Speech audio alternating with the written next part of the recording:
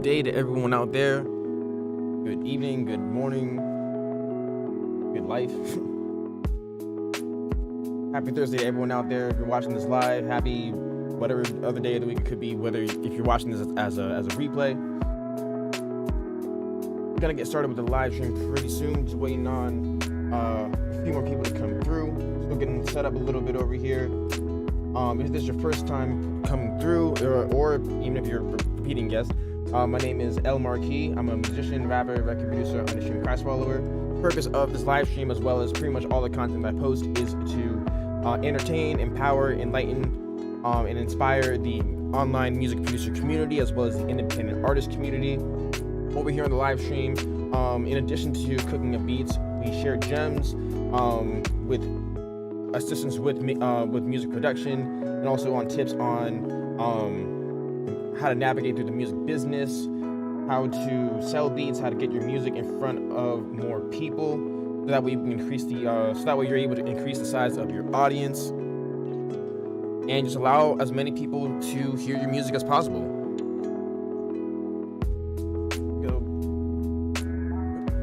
Yes, so the main goal, of course, is to do all that, and I really just want to build a strong community of like-minded artists and producers, because making music, of course, is really fun, but something that I don't want to necessarily say negative, but one of the things about it sometimes is that depending on your own personal journey, sometimes it can be lonely, because sometimes you're spending hours every single day in your room isolated, and it's just pretty much you and your computer making music. I was blessed to be able to actually come up with a handful of artists as well when I was first starting out with making music, and of course there's still artists that I work with now. But what I really want to do is just to build up a strong community, so that other artists, producers, maybe they want to walk through this career path with other people, or maybe they just need some guidance if they're just starting out. The inability sounds great on YouTube. Awesome. Yeah, so I really want to continue growing this community, continue growing this channel. Continue finding new ways to engage with people, so that way we can build up this community, and then we can also share gems with each other, make music with each other, share knowledge, and just make the best music possible, and just continue adding value to everyone, or to each other. So we're gonna go get started over here really quick. I was looking through samples actually, just browsing for stuff. I was just kind of slowing down a little bit today, knocking out some business things too. Actually, I was what was I doing? I was answering. I try to start off every single day by answering DMs. Some days, most days I do it. Some days I forget. But I try to start off every day pretty much answering DMs, whether they're from other producers, other artists. Then I slowed down a little bit to actually just kind of just like watch or listen to some music, and also watch a handful of other people just create. That was a cool way to get started off. Today I just found a loop. I don't remember where I got it from. But yeah, I found a loop, and we are going to manipulate it, cook up with it, and see what we can come up with.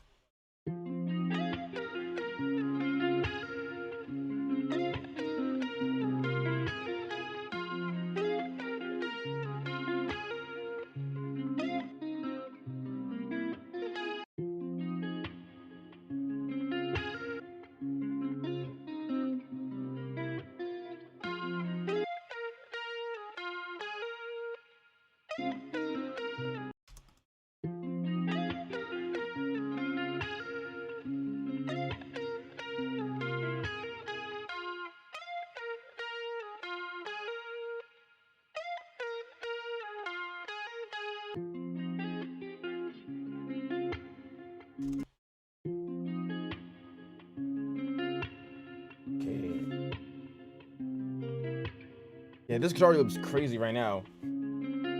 Got a lot of different parts to it, which is fire. Now we're gonna go ahead and manipulate this a little bit. Rusty Rabo 4 on Twitch, how you doing? Where you watching this from? Just some of my levels on my mic really quick. Cool. Okay, let's get to working this. It would sound like we slowed it down like a little bit.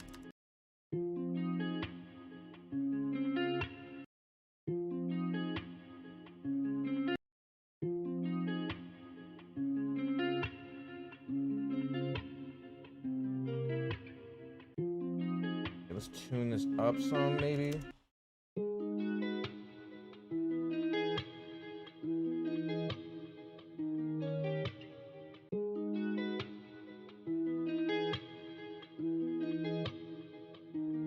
Okay, we're also gonna route this to a bus.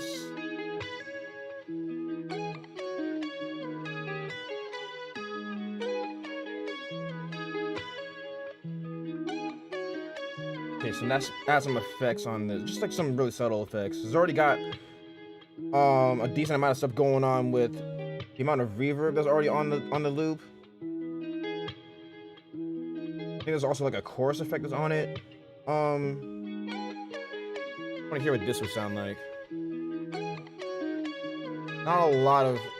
Yeah, this is one of my new favorite plugins to mess with, even though I know it's been out for a while. The Drip plugin from Kyle Beats. It sounds good on Twitch. Perfect.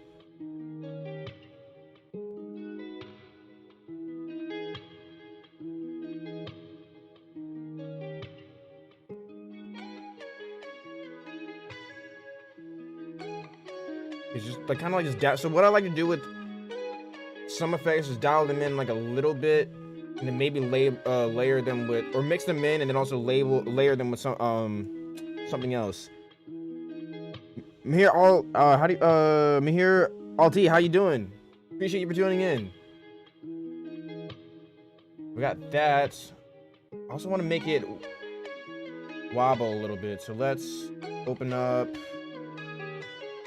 Not Melodyne. Let's open up Cymatic's Origin.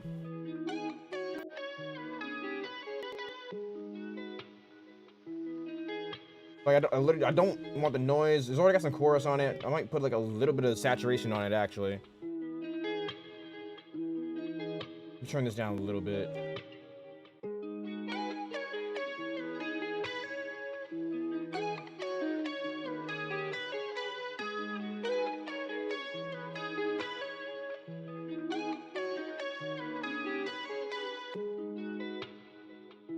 Yeah, I like where that's going. I like how that's sounding so far.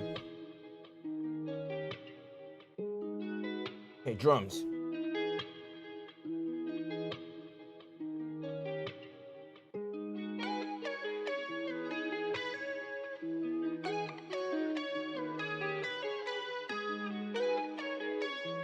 Let's start off with finding like a pretty dope clap to use. Go to, I feel like the Coachella drum kit actually from Cymatics as well.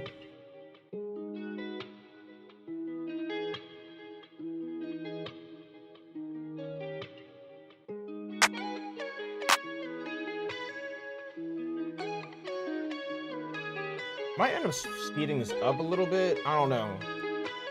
Let's just create. Oh, wait and see. There we go.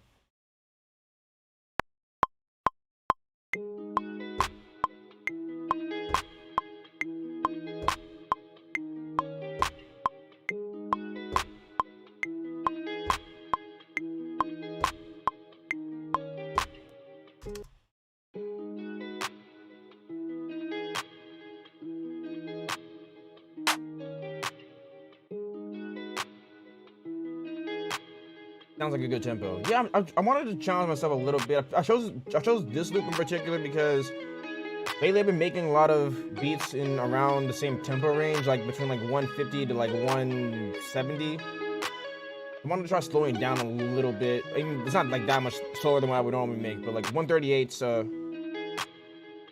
like a lot of my go-to tempos are between like 164, 134. And then if I'm doing like boom bap or like lo-fi, it's like 85 to like 98-ish. Every now and then I like to switch it up a little bit.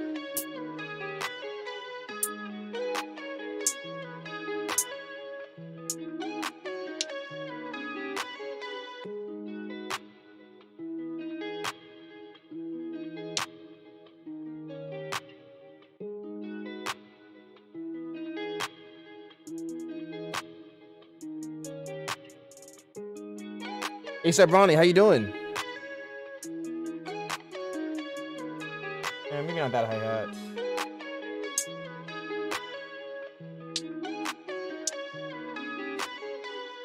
Actually, this doesn't sound bad. Hold up. Let's try it, actually. A$AP Ronnie, where you watching this from?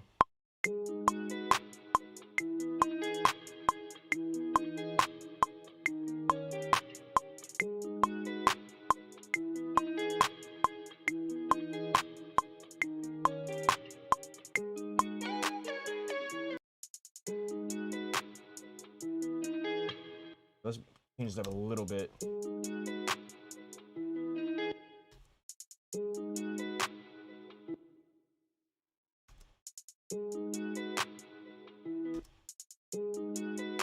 So you're from Bangladesh? This is awesome.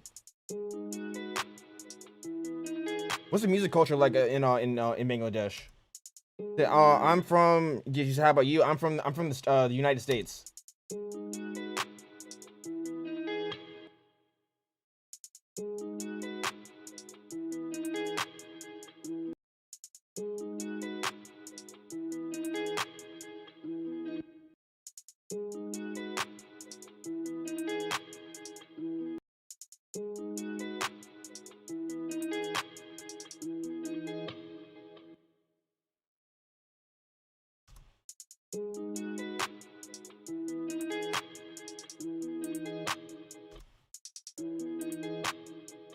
Did you hear my country name before? Actually, yes. I've heard of Bangladesh. I don't really know the culture very well, to be 100% honest. Of course, I have heard of the country. And matter of fact, there was a producer who also went by the name of Bangladesh. If you're familiar with Lil Wayne, what were the songs? A Millie by Lil Wayne, and what's the other one? 6 foot, 7 foot. They were actually produced by or the beats were made by a producer whose name was actually Bangladesh.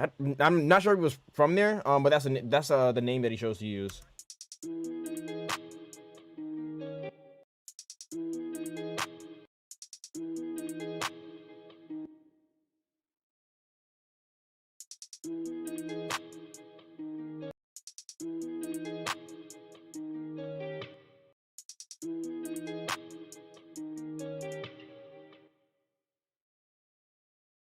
Getting there, we're just pitching down the hi-hats, or well, not pitching down, but pitching the hi-hats differently a little bit.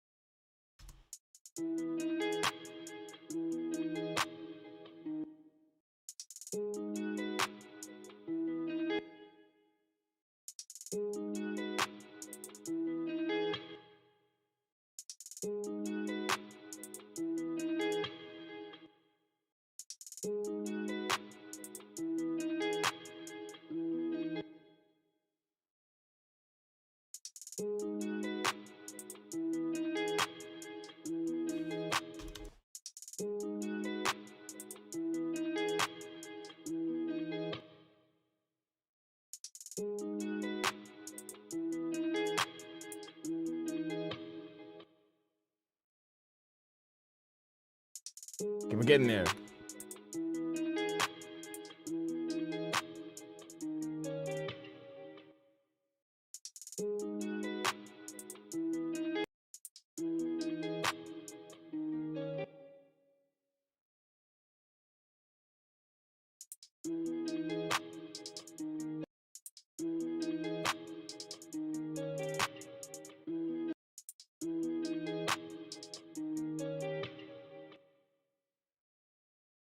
Definitely know what you're thinking about this so far. Almost done with the hi-hats. I'm feeling this a lot.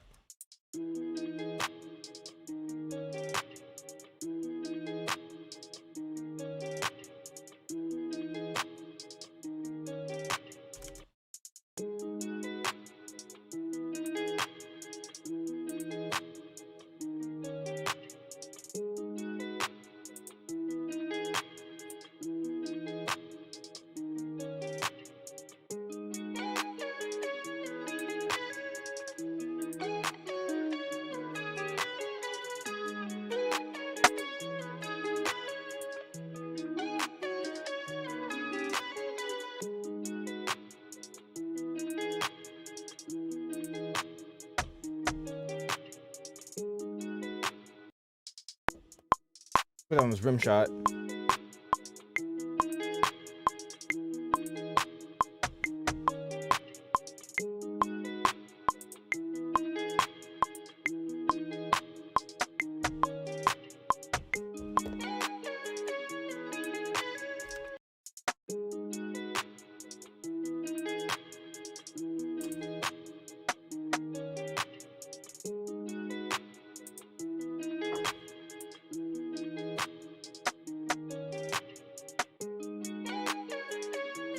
Let's find an open hat.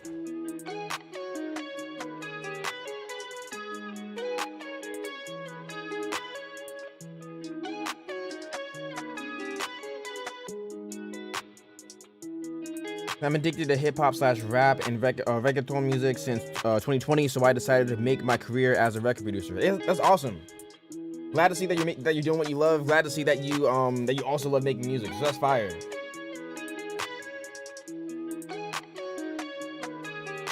So as a producer, like, do you work hands-on with the artists? Do you sell beats online? Do you do a mixture of the two?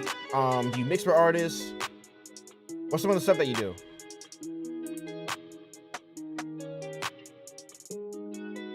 What's this one kid I was looking for? American Hustle on Twitch. How you doing?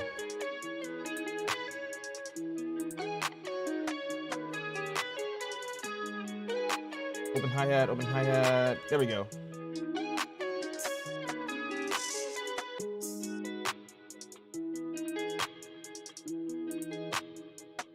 SOP, how you doing? Said, L, I'm glad to see. Let me read this. L, I'm glad to see that you're doing your thing, bro, and always active. I've been absent because I've been preparing everything of mine to move to Puerto Rico and do my music stuff over there. Hey, man, it's all good. Life happens and stuff. Always, the lives will always go up. Remain on my channel after they go live. But yeah, miss seeing you, SLP. Glad that you're back tuning in, and I hope everything's going well for you. Best of luck with your move.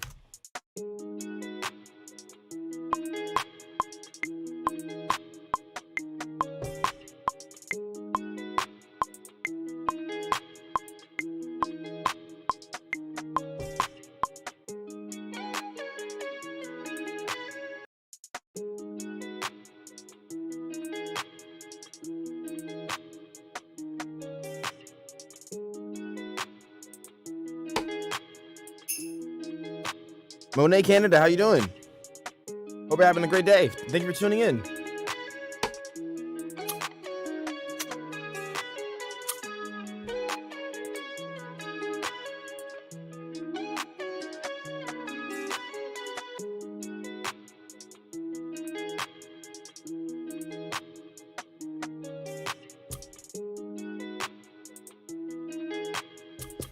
I don't know about that one. What's this sound like? Day's going great. Glad I was able to tune in. Hey, I'm glad that you're able to tune in too. That's awesome.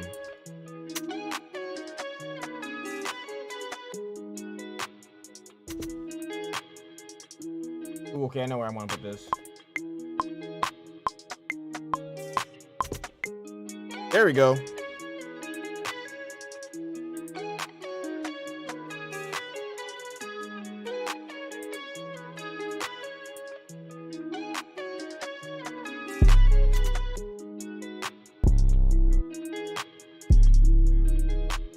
Between this 808 and this 808 that I want to add.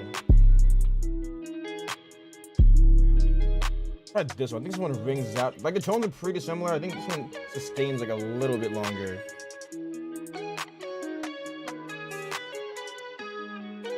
SOP said, big thank you, my brother, and yes, I'm glad to be on your live stream. Awesome, man. I'm glad that you're here. To upload some videos about the piano. I'm open to that for sure. I am open to that. I don't think I have before, actually. So that actually will be a good... Yeah, that would be a good thing to do, actually. Yeah. I haven't uploaded too many videos on piano because, to be 100% honest, I haven't practiced piano regularly in a while, actually. So I need to brush up my skills on piano a bit. But I mean, I definitely know more than enough to be able to get people started in the right direction. So I definitely got you. So like, what are some things with the piano that you, specifically that you're looking for? Like just like where to start with piano? Need help learning your scales? How to make chords? Like, is there a specific thing? Said everybody hit the like button. Yes, thank you. Yes, if you haven't already, really appreciate it. If you click out the chat for a quick second, hit the like button on YouTube, and also hit that follow button on Twitch.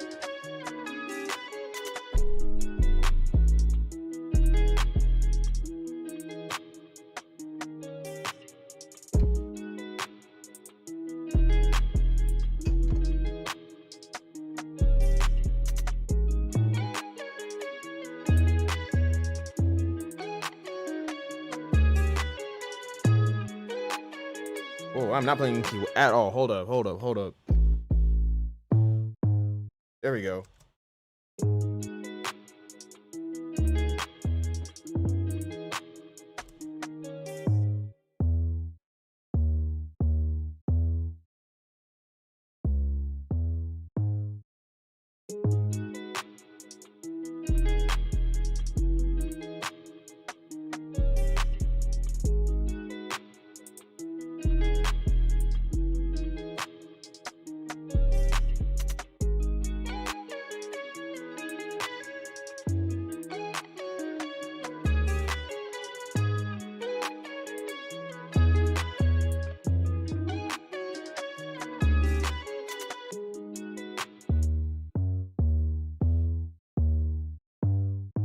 Okay, let's put this down. I know some of those notes are going to be wrong, but that's the beauty about piano roll. We can just correct it after the fact. Let's do this.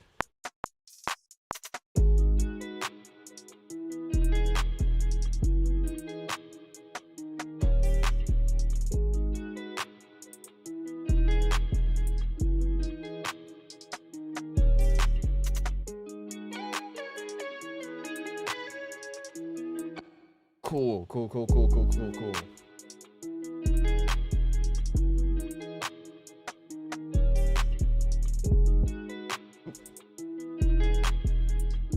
I might end up speeding this up a little bit because now it feels a little slow to me right now.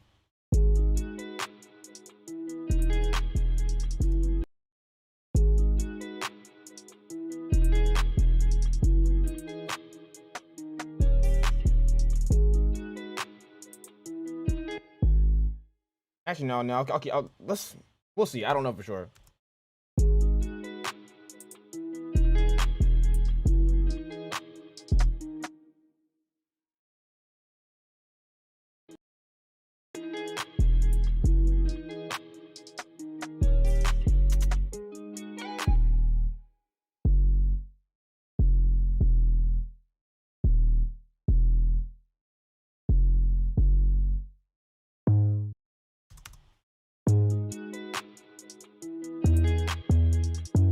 One trick, this is what I'm doing right now. So one trick, if you're, let's say you're, actually, okay, I was gonna say if you're working on headphones, if you don't have a sub, but even if you are working with a subwoofer where you can hear the lower frequencies, one thing about 808s that can be a bit tricky is that since they're like really low register, sometimes it can be difficult to hear what note that they're playing. So sometimes you may be off by like a half step. You may not know it. So what I do a lot of the times is actually I'll play the 808 up 1 or 2 octaves from where I normally would play it, so that way I can hear the note value, and make sure everything's in key, and then I just bring it back down.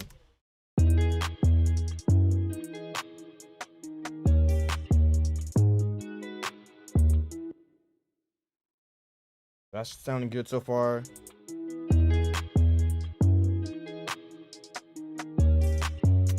There we go. Now just bring it back down. Oh.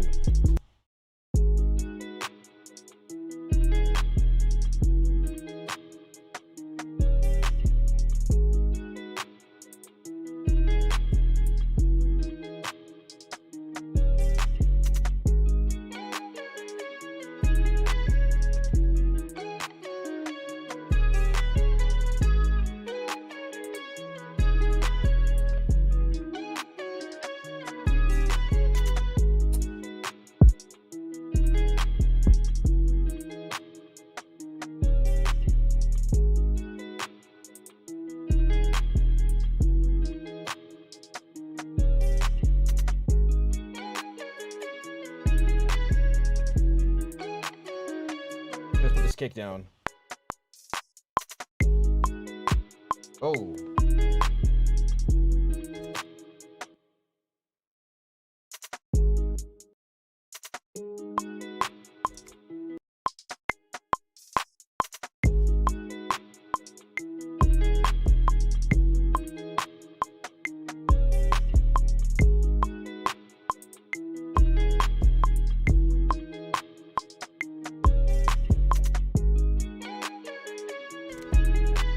We got a really good foundation for this beat going on now.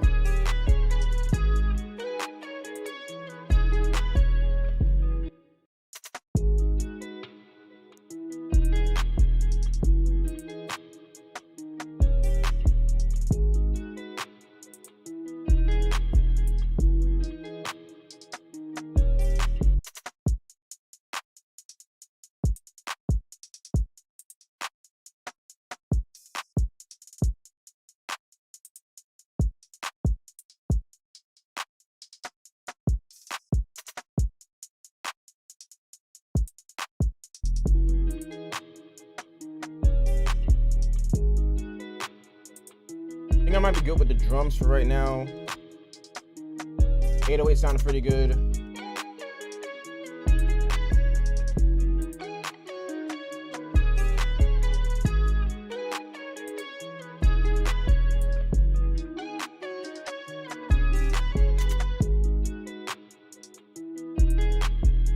See if we can maybe find like a soft key or like a soft pluck or something like that. Bro, I wish I had headphones with me right now so I can actually hear the low end of the beat. I forgot at the house. You already know how much iPhone speakers suck. Yeah, man. Yeah, that's one thing about phone speakers that hasn't really come a long way is they're so not able to really do low end well at all. Phone speakers, they like roll off everything like 100 hertz and below, so you can't hear any of that low end. That's why one trick when I'm mixing, I don't always do this depending on the 808 that I use and also with the just the vibe of the song. That's why what I'll do is I'll try to mix in some like low mids in the 808s and the kicks, so that way it pop out a bit more on phone speakers. It's really easy to do that. Honestly, I just use some distortion and I'll just mix it in very slightly. Like for example, I'm not gonna do it all. Well, I'm not gonna keep it on here, but I'll show you the quick little trick. So one trick that I do, I'm not sure if you can do it in the software that you use, but if you're a Logic user, you go on your 808 track. You either depending on the sound that you want, you can either do it right on the audio effects tab, or you can do it as a send, which is what I do. So I go over here, create a send for it. I have a preset that I use or that I made up. So I'll just pull that up actually, and then I'll break down what it's doing.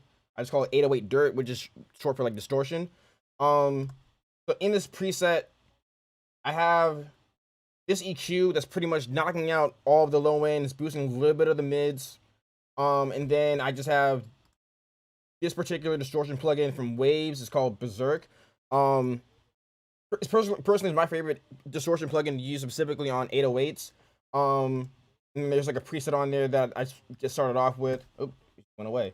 So basically, like what this is doing is it's just adding a little bit of distortion to it, and that pops out, or that makes it pop up more in speakers that don't really have low end, like phone speakers, laptop speakers, things like that. And then I'll just mix it in with the actually I have sometimes I'll mix it in just with this knob, or I'll just have that go all the way up to 0, and then I'll mix it in with this fader over here. The reason why I do this is so that way it can maintain the low end that's already in the 808, and then I'm kind of just mixing in some like lower mids, so that way it can pop out a bit more. I'm just gonna bypass this for right now, because I don't want to add it to it right now while I'm still making the beat. But yeah, if you ever wonder how to, like, a quick way to actually make your 808s pop out more on headphones or speakers that don't have a whole lot of low end in them, that's how you're able to do it. The trick, oh yeah, and no, last thing I'll say on that too is that the trick with that too is yes, distortion, it helps a lot, but the main thing is that the bass, kick, and snares should always be in mono and at the center. Yeah, 100%. Yeah, 808's always in the center. Kick is pretty much always in the center. snares as well. Sometimes, unless they're doing like a cool like stereo effect thing, a lot of the time, 90% of the time, that'll be down in the center too. What was I gonna say? Oh, but some cool. The thing about distortion though is that like where lines. I was gonna say two things. So yeah, so with some forms of distortion like this, for example, it's not really occupying like the low end. So it's like more so like this is like the lower mids. So some people, if you want to make your 808s feel a bit wider, the subby stuff, like pull up the EQ. Got a lot of things going on the screen. Let's close that up for a quick second. So everything down here, like 140 and below, you'll probably want that in the center.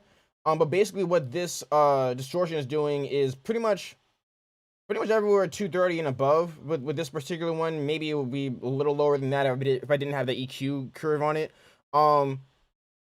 That doesn't need to be all the way in the center. So like that frequency can make it feel a bit wider, which can help with your stereo image. Depending on the vibe and the sound that you want, that could be something you want. It might not be. There's no real rules with this type of stuff. It just really depends on the sound, the sound that you're going for. But yeah, but like with the actual low end of the 808s and the kicks and 808s and kicks, you pretty much want those down the center.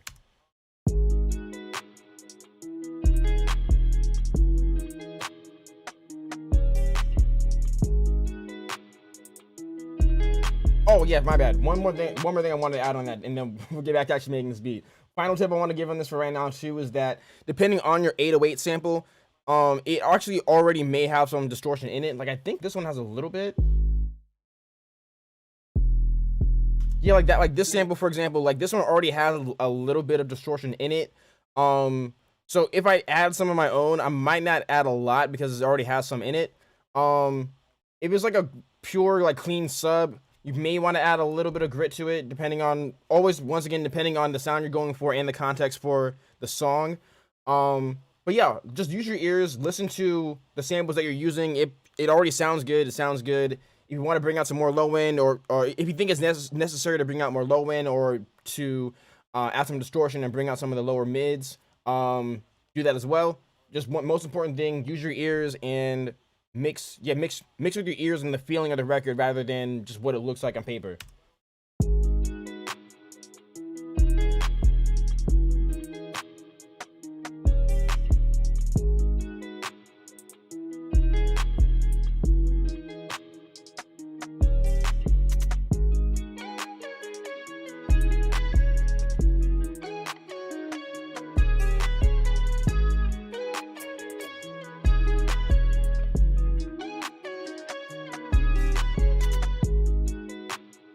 I want like one or two more melodies with this. I don't want to add like a whole lot.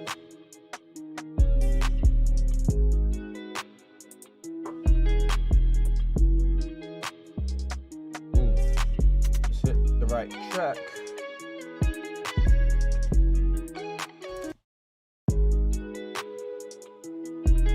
Ooh, wait.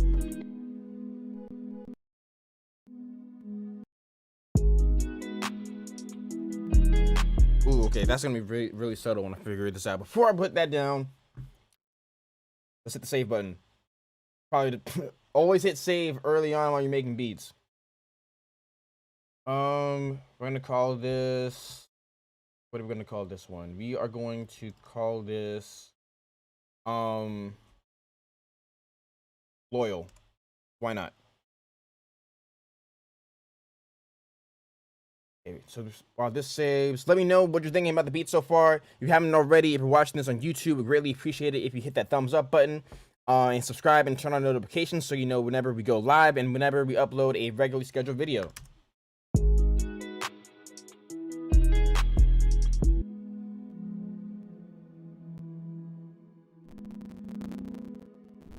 Whoa, why are you doing this, Omnisphere?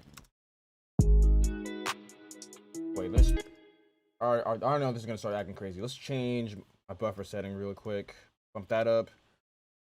So yeah, so all I want to do with that pad is pretty much I want to pretty much copy the chords that that the guitar is playing, and then just maybe take out some of that high end, so that way it's just chilling, just making it a bit more ambient. And also just adding some more. 'Cause what I do with pads too is like I spread them out so they're not mono. Those I definitely got spread out a little bit, so that way it can make the song feel more wide. Yuki Beats, how you doing? How's your day going so far, Yuki Beats? Let's wait for this to get back to working. Sometimes with like plugins like Omnisphere or Serum, they just take up a lot of CPU. Oh, I see what's going on because I never closed out on my browser. Okay, let's close out of Chrome. Probably why I was freaking out a bit. Cause I'm good, thanks, man. Ain't no problem. Yeah, something about just Serum and Omnisphere is that they take up a lot of they can take up a lot of CPU power. I see the problem though. I just didn't close out Chrome. Okay, so it should probably be good now. It's still doing it. What's going on? Okay, well, let's just not use Omnisphere right now. That's that was a cool sound though. Okay, whatever. We can find another pad that sounds just as good.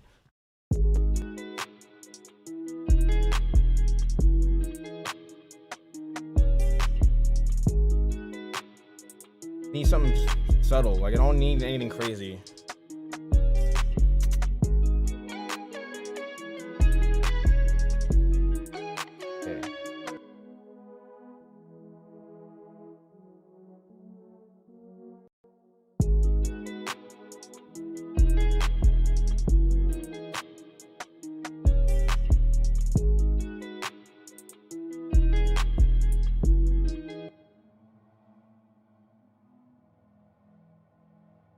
Okay, let's put on these first two chords.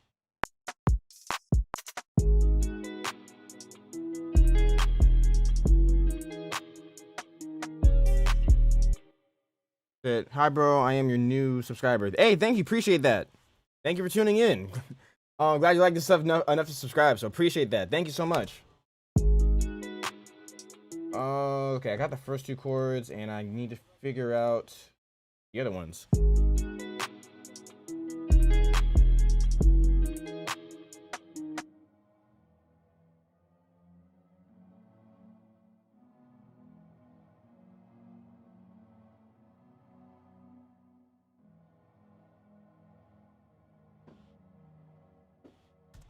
Maybe this one?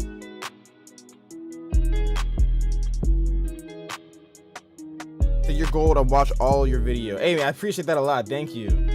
Thank you. Really, I genuinely do appreciate that.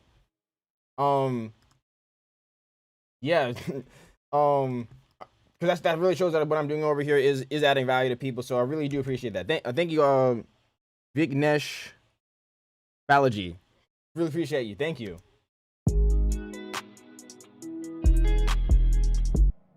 Let's make sure that this is even in the right key.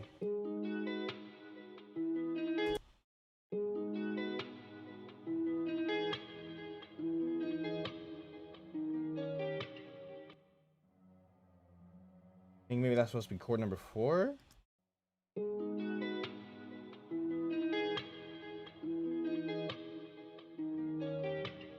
Oh, wait. Okay, so I think these are actually the same chord.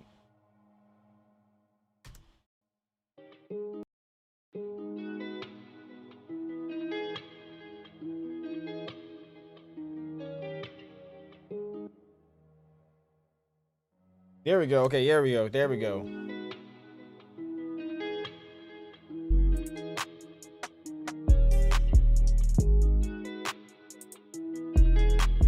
Yeah, just keep it there really subtle. Doesn't need that doesn't need to be like crazy complicated.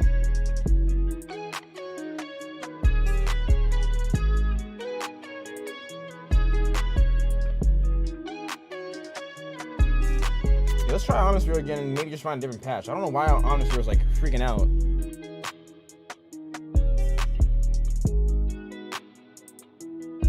Arturia Mini Lab Mark II or Novation Mini Mark III.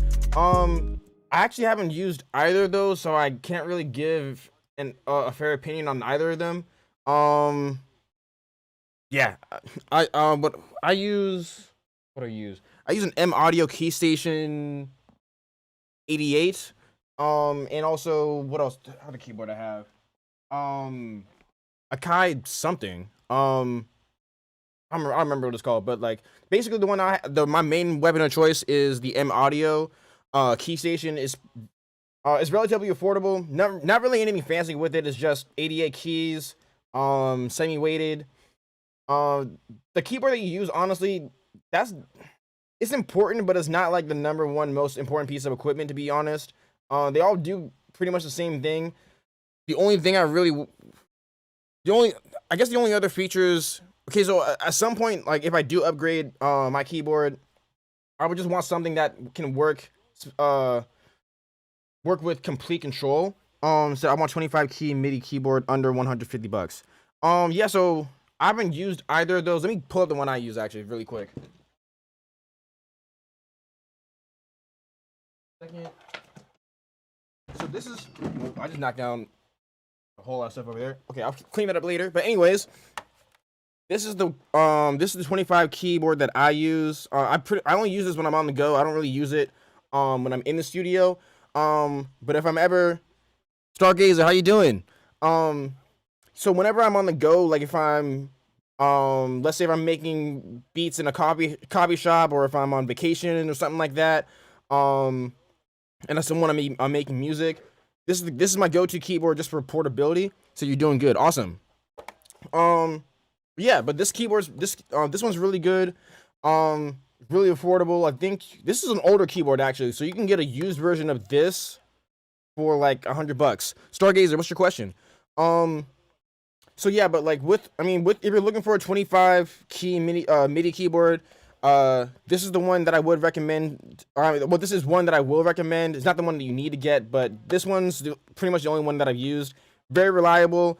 The only thing I don't necessarily like about it is just that it feels cheap, which you get what you pay for. But a keyboard that's like 100 something bucks, of course, it's not gonna like feel super high quality. And by cheap, I just mean like it kind of feels like a toy. It's not really very velocity sensitive, so you can make it feel somewhat realistic, but not as realistic as a piano that has semi-weighted or weighted keys on them. But for something that's like this does a job for something that's portable, so this is the one I would recommend. And so Stargazer asks, do you know how to produce blues by any chance? Also, no, I'm not an old man. I just love blues. Good question. I listen to blues music here and there. Do I know how to produce it? Not necessarily. I do play guitar. I don't really play blues too much on guitar though. Put this back. Um, but yeah, in terms of like producing blues, I mean, I can like sample a blues guitar and make like a hip hop or like an electronic beat out of it. But I'm not. That's not the genre I specialize in though. So I can't really give any tips on producing blues music, other than listen to a lot of blues music. Listen to it as a critical listener. Okay, yeah. So the best tips I can give is just listen to blues music, all your favorite artists as a critical listener.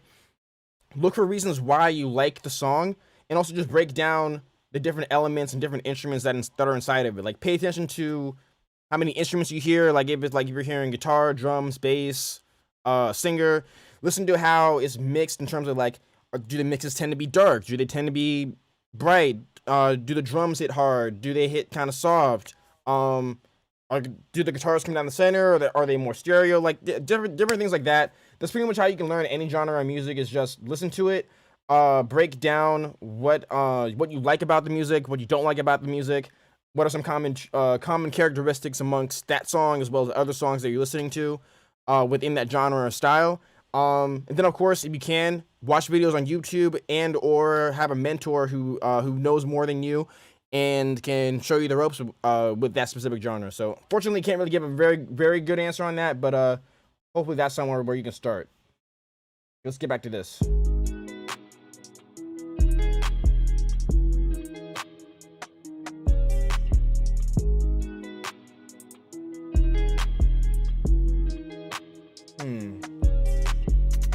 Okay, I do know that I want to add another. I know at some point I want to add maybe like one more melody in there. I think I want to just start arranging this actually, because most of this pretty much is done. I don't want to just, yeah. I'm trying to like just not to overthink these beats anymore, just because it's always like the most simple beats that like people end up like choosing to use from me. I'm not sure, like I'm not always sure what it is about them, but it's like the beats that are like one or two melodies that change up just enough to where like it's dynamic enough. Like those just happen to be the beats that artists tend to use from me. I'm not really sure why there always is, but like a lot of producers really think that they need to make beats extremely complex.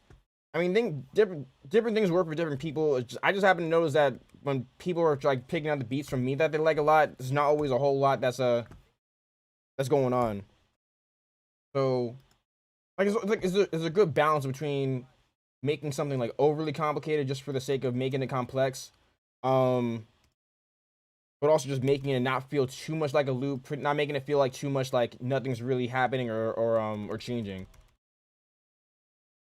Let's hit that a bunch of times. Let's go start arranging.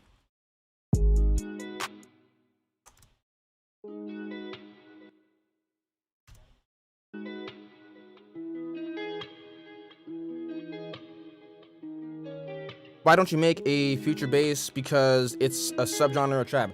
Actually, I do make it's not my primary genre, but every now and then I make future bass inspired music. Really quick, actually. Let me play you a song, like a segment of a, or let me just show it. I don't want to get copyright strike. But there's an artist who I work with. Her name is Brittany Lee. Her music is very versatile. It doesn't always fall within the range of electronic music. But we have done a handful of songs actually that got influence from future bass. Let me just pull this up really quick. I'll drop her, shout out to her. I'll drop her link in the chat actually if you want to check out her music. Let me just drop this link right here. But yeah, so like this song Settle for Less, that song is has future bass influence. Song Paradise that also has future bass influence. There's one more. This song right here, Diamond, which is one of the best beats that I ever made.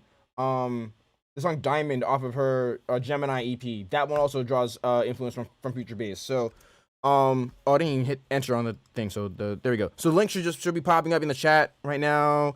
Yeah, cool.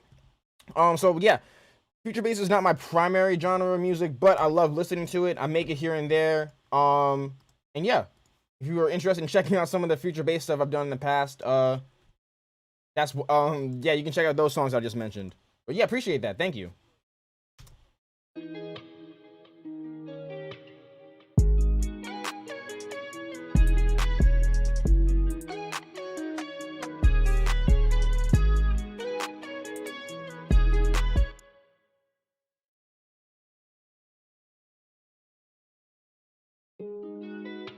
Future bass is good for beginners. Yeah, depending on like how complex you want to make it.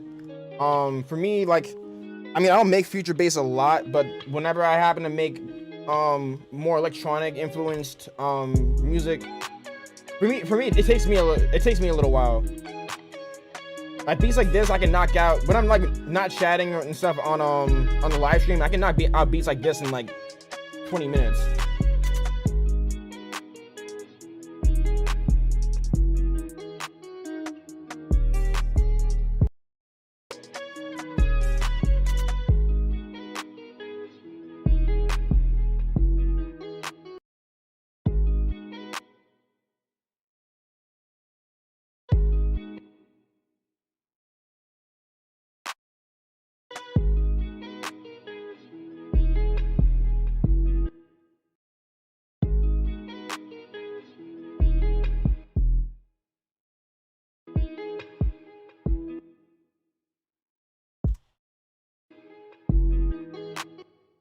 Let's bring back that hi-hat right there.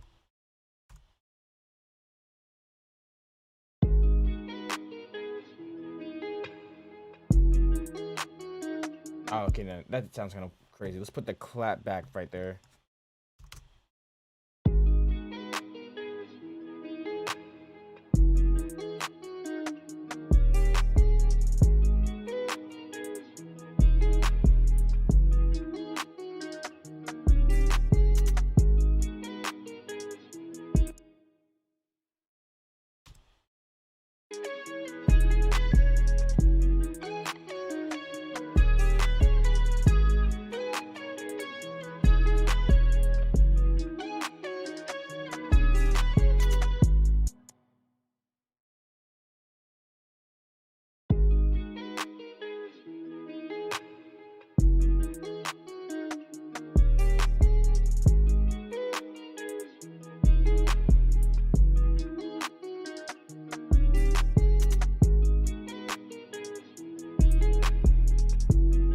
To love from India. Awesome.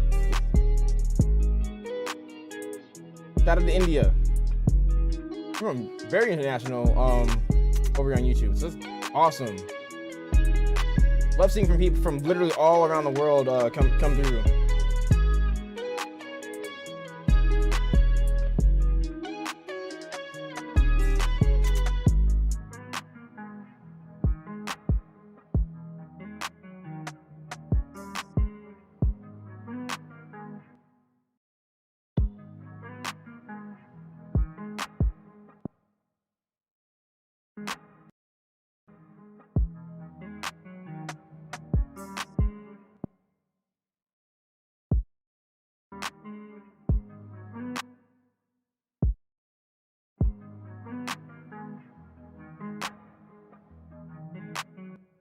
Is normal headphones good for music production? It depends on what you well, okay, by normal headphones, I'm gonna assume you mean something like Apple headphones, or like maybe like lower quality, maybe like $20 headphones that you may get at like a gas station. So are those good for music production? If you're just starting out and if that's all you can afford, that's fine. But if you need to like critically listen to music, I would not recommend using those to mix on specifically. So you can make, if you're in a situation where we said so when you will come in India, we'll meet.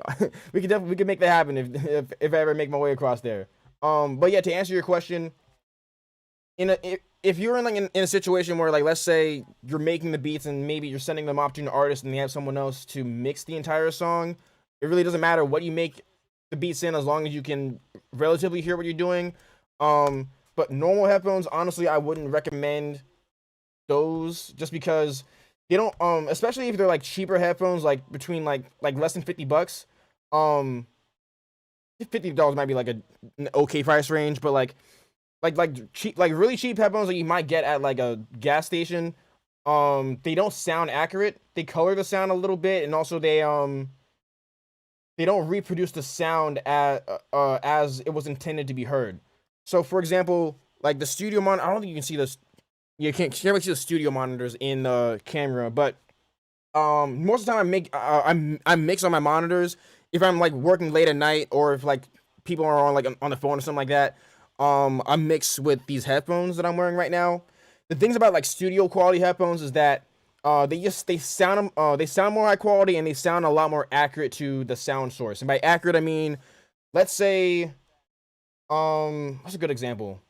Okay, let's say you were using a cheaper pair of headphones and they like boost the high or rather, yeah, let's say like they boost the high frequencies, but they actually, my bad. Let me show you an example on an EQ, because showing this visually is going to make a lot more sense. Okay, cool. So just for the sake of example, so if you're looking for like headphones or for monitors to use, you will love them to have a frequency response like this, because there are no boosts, no cuts anywhere, right?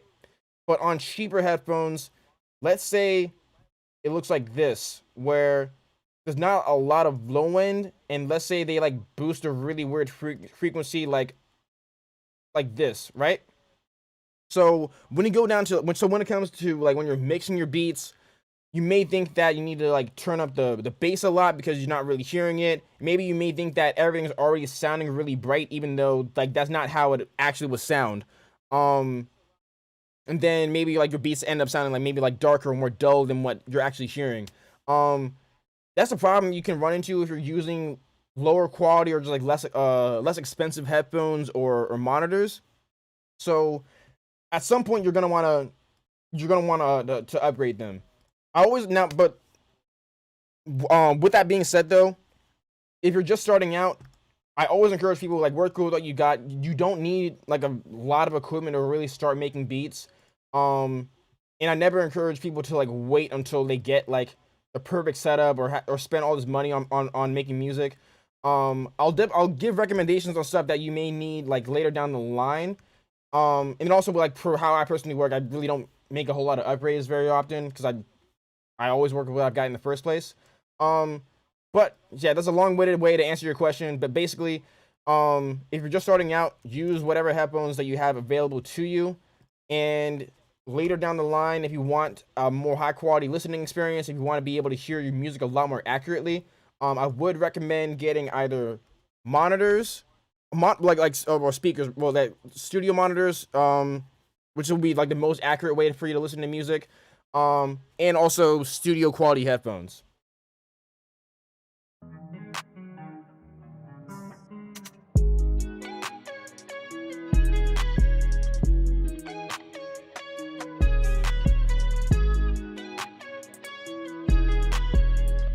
Is AKG K52 good?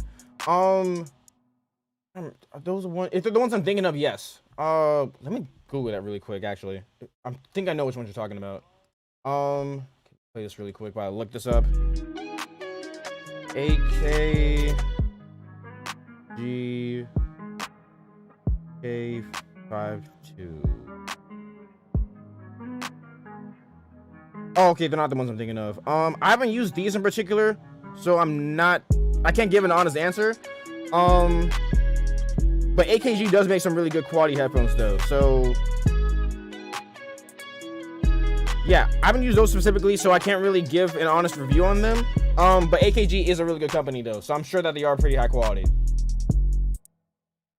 So the ones I happen to use, and these, like the ones I'm wearing right now, these are my favorite headphones ever. These are the Beyerdynamic DT 770 Pro. Easily the most comfortable headphones I've ever worn.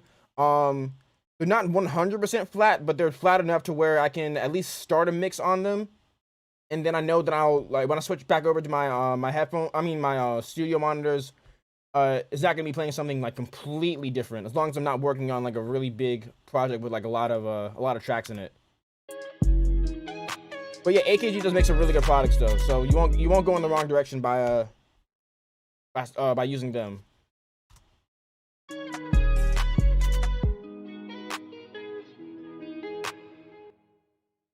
Okay, so we're on to verse 2 now.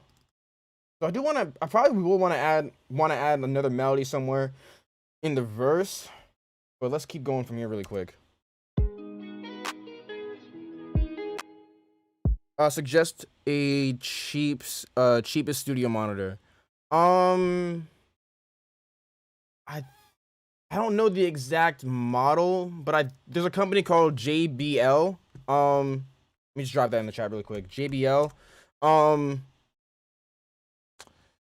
don't know the exact name of the one that's pretty affordable, but JBL, they make consumer grade speakers.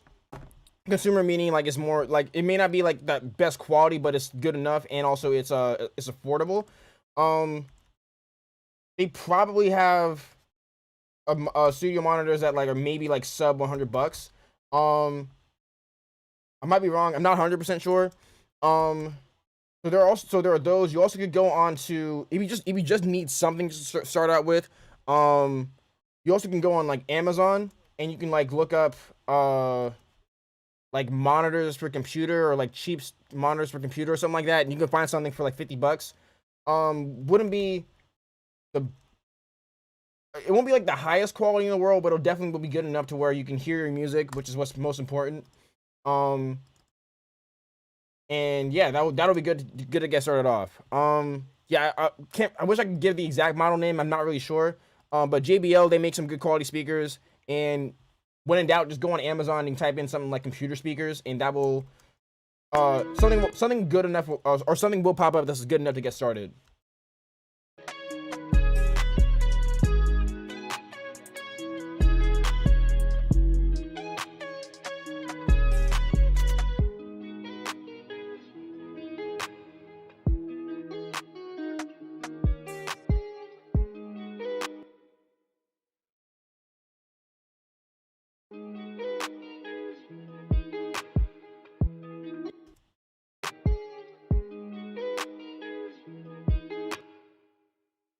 Slim SM48, how you doing? Welcome back.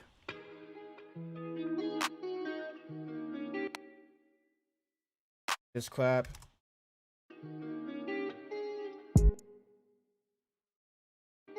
I'm good, A. How about you? Doing great. Thank you for asking.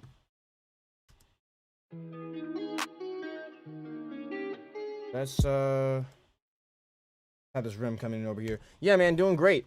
Having a pretty good day, just making beats. So it's producing music on laptop. Oh wait, is producing music on laptop is good. Yes, I'm actually using a laptop right now. Yes, you definitely can produce great quality music on a laptop. A lot of your favorite songs that are on the radio right now were made on people's laptops. So definitely, yes, you without a doubt you can use a laptop to make music. I'm literally using one right now. So I want to add in like a little fill on the rim. Not a fill, but like a little like. Okay.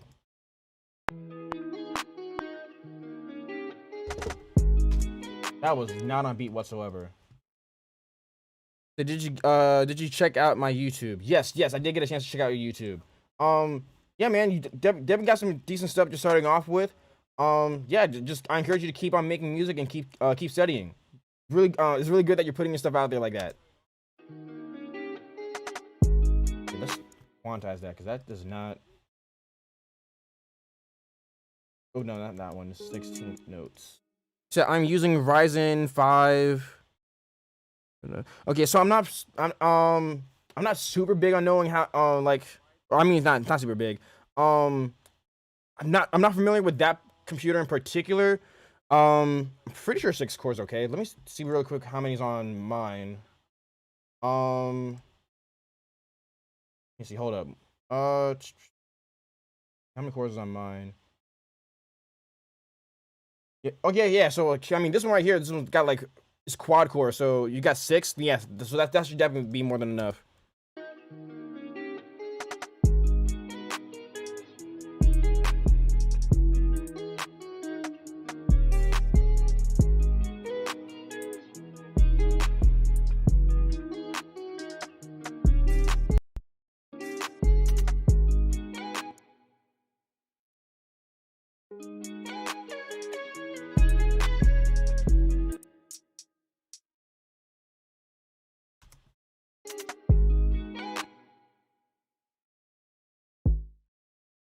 The things I changed changed my name to One Leaf because gaff everywhere, Slim. Yeah. So yeah, I did. That is good that you changed your name on there. Actually, I did type in. I don't remember what I typed in at first, but it didn't pop up, and then I was able to find it. But yeah, having a name that's easily searchable is actually really good to is a really good practice to have.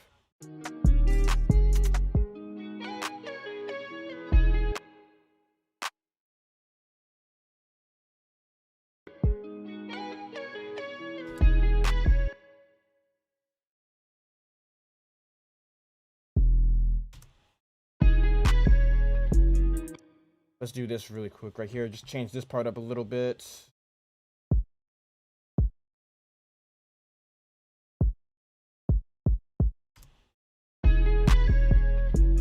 Ooh, wait. Ooh, that's not right.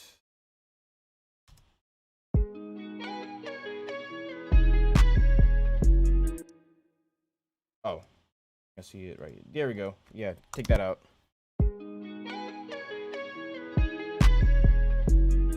Oh no, wait, hold up.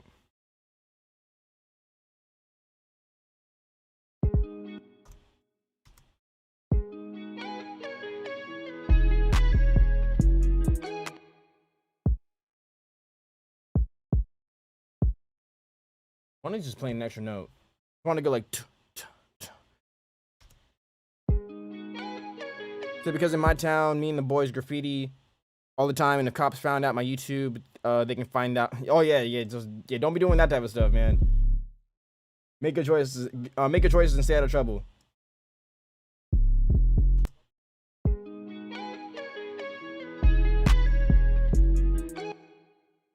Okay, so you know what? I do want that extra hit in just a kick.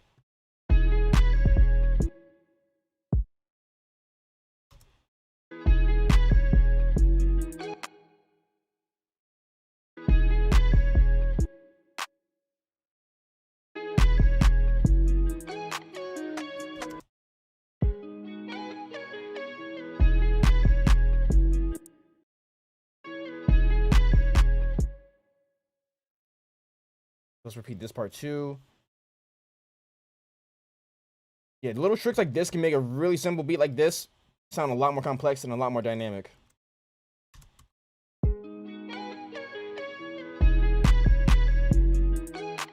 There we go.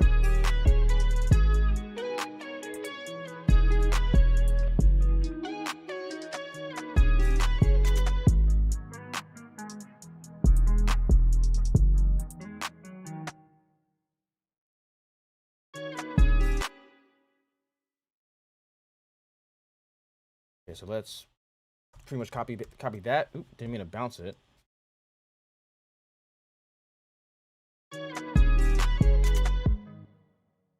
Copy that part too.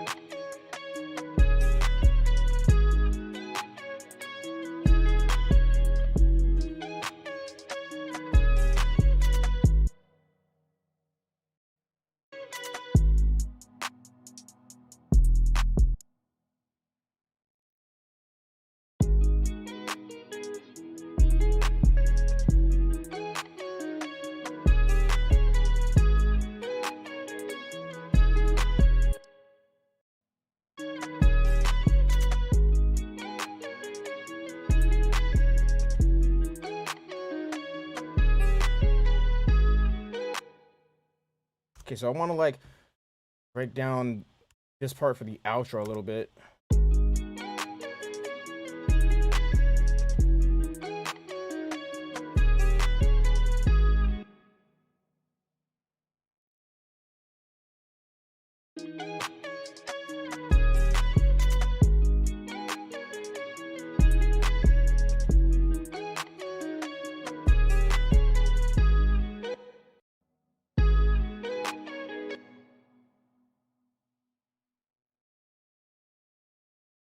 Something I do like a lot, or like my go-to thing for outros is like just having the melody play out by itself. Just want to experiment a little bit and just try ending them with like at least some of the drums for part of the outro or part of the outro.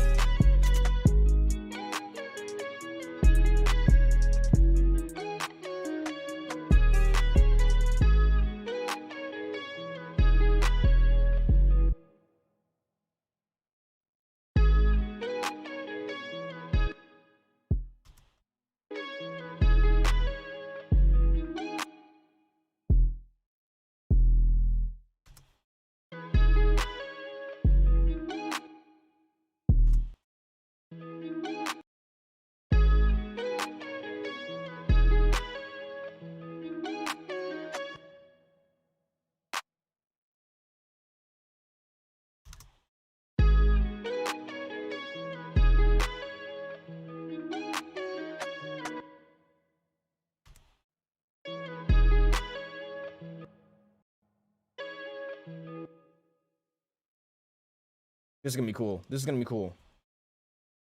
That.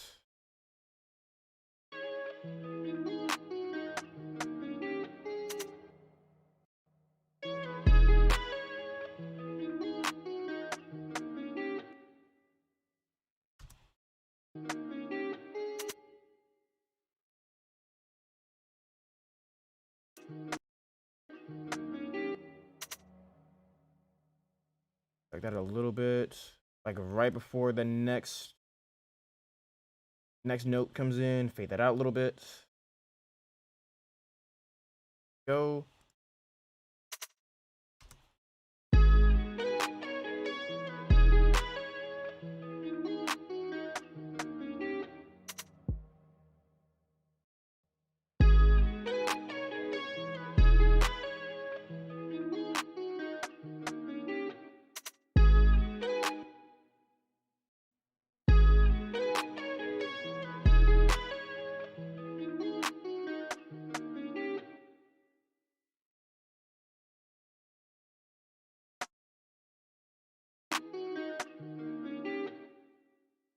There we go. There we go. Let's listen to this from the top.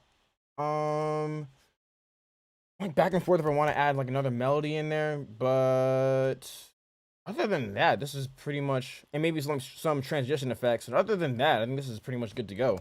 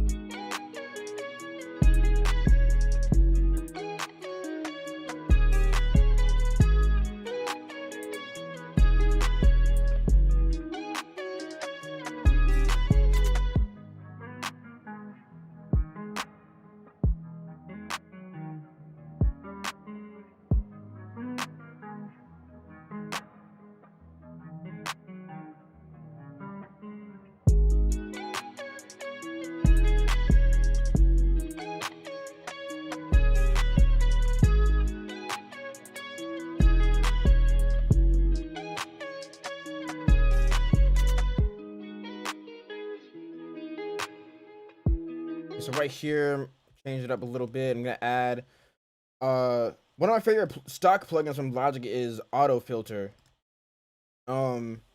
Let's do something just really subtle. I don't want to do anything like crazy with this. Um,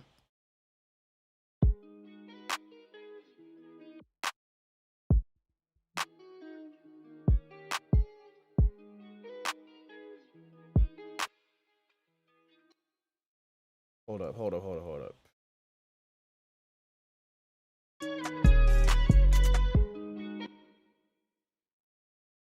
Yeah, so okay, cool. So we'll have it like swell up a bit and then it'll activate in beginning of verse 2.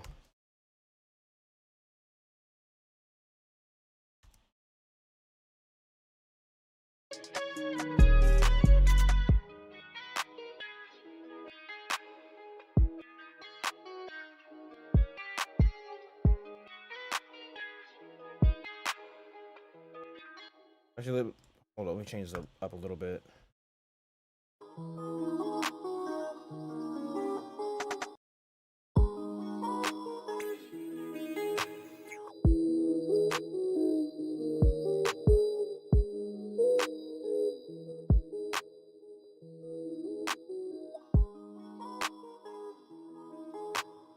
Okay, yeah, that's actually kind of fire.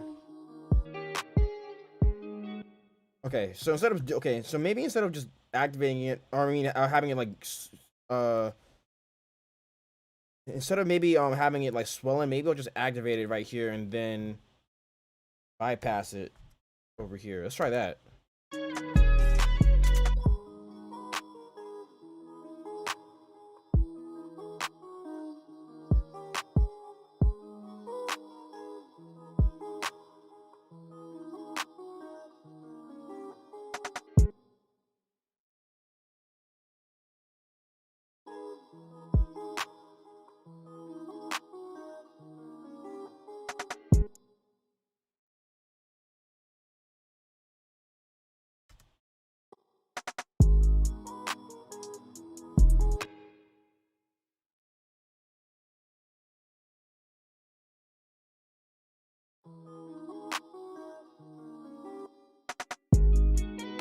Yeah, there we go. That's dope.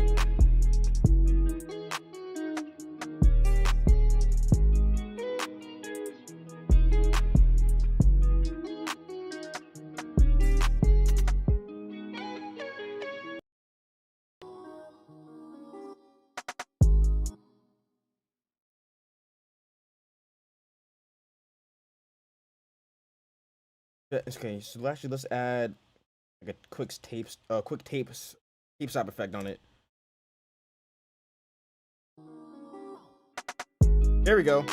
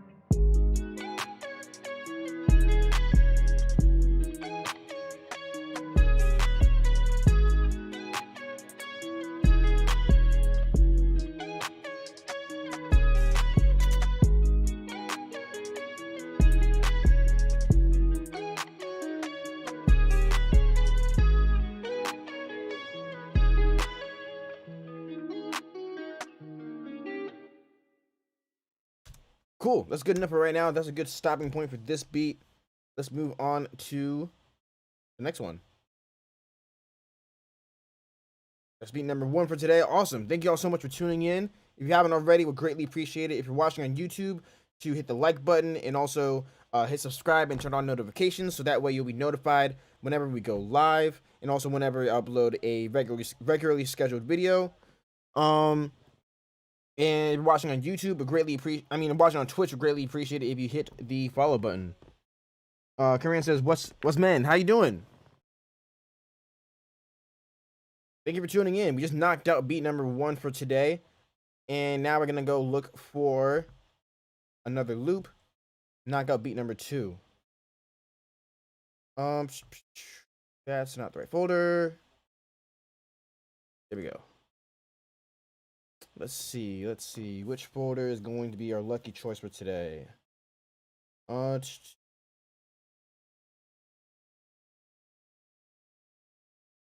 Saw your tutorial, it helped a lot. Hey, awesome. I'm very glad that it did. That's exactly why I make tutorials, to be able to help out other like-minded producers, just like you. So that's awesome. Glad I can help. Glad I can help you out with that. And which tutorial did you watch actually? Hey, no problem. Which one? Wait, there's a newer one actually. Wait, hold up. Where's one? There we go.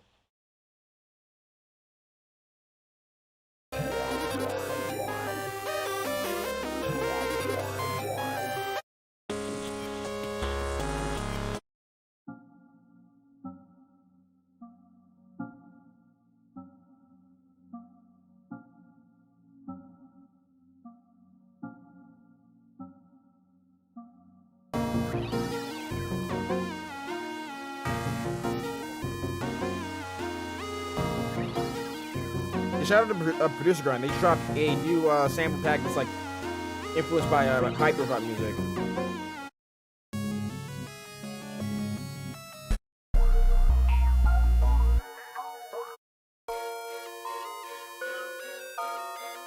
Lean towards this one, the forest one.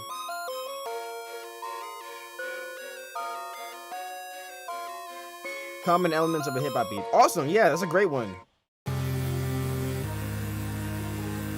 Ooh, that's the one. I like this one a lot. That's the one we're gonna use.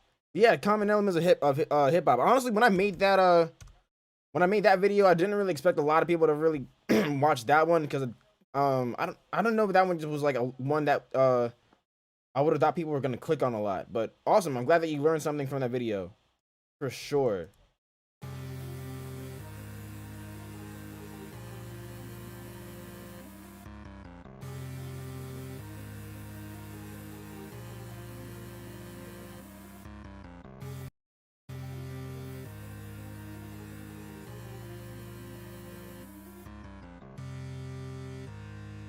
Oh wait, they have the, what am I doing? They have the stems for all this. Actually, wait. Actually, I might be feeling this one a little bit more.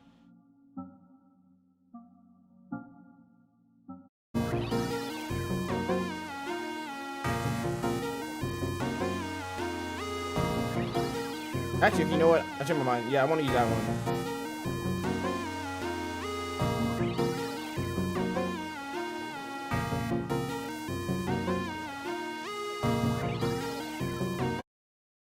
What was it? It was forest.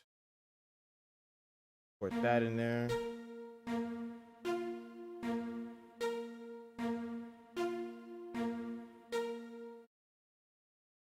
Yeah, I made a beat out of it. I was making melodies and calling them beats.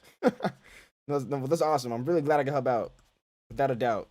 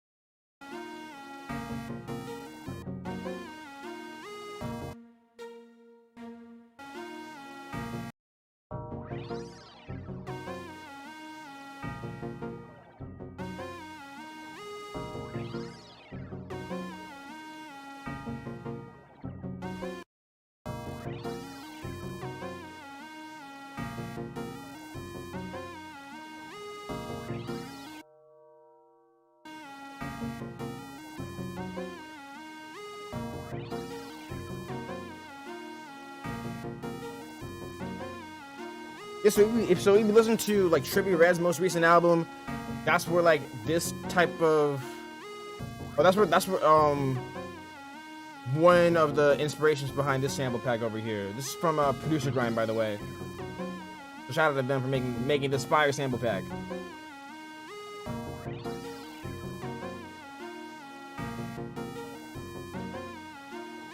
Let's go ahead and change this up a little bit. Time to grind, man. Keep doing what you do. You helping out kids out here who are trying to make music. Peace. Awesome. Glad I could help. I mean, glad you could help. I'm glad you could help too, but glad you could tune into this live stream. You go get to work, make some dope music. Appreciate you.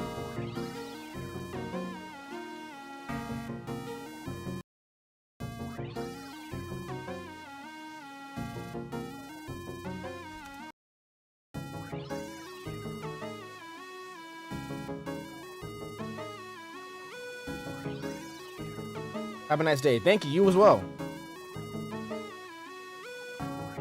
That's fire. Glad I always like seeing what like the stuff I'm doing is actually helping people out.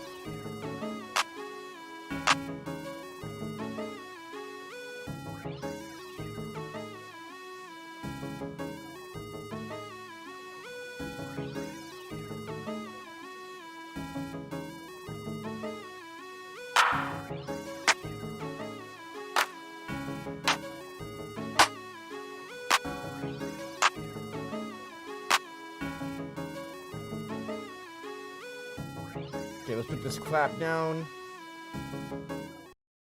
Let's just make one more section. I feel like this has a potential to be a little repetitive.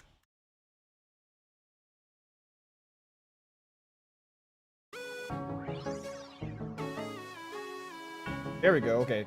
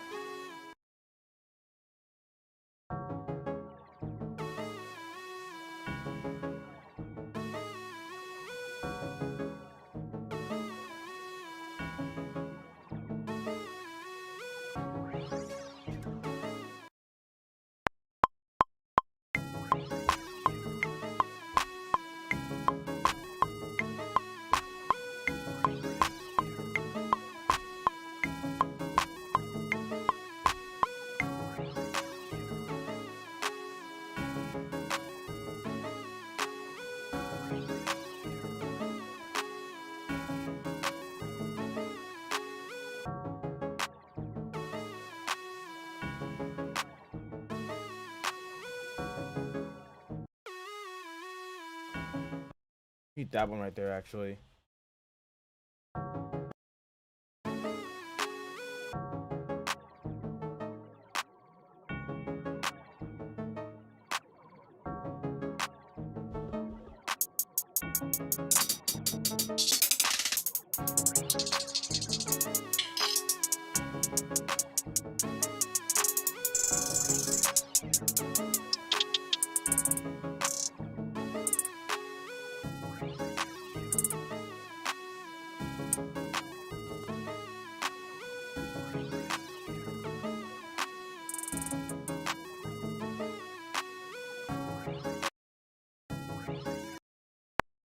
Oh, wait, before I put that down, there was another sound I heard I wanted to add. Like, there's a specific clap sound I want to add. Okay, cool. Let's do this real quick.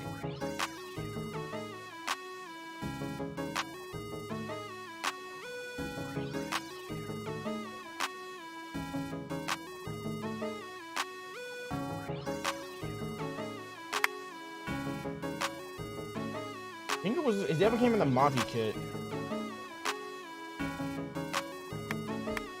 I think it might be that one.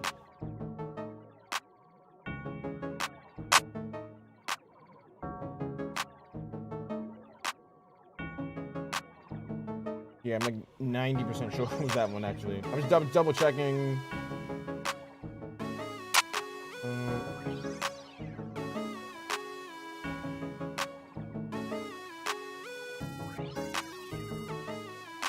Okay, yeah, okay, cool.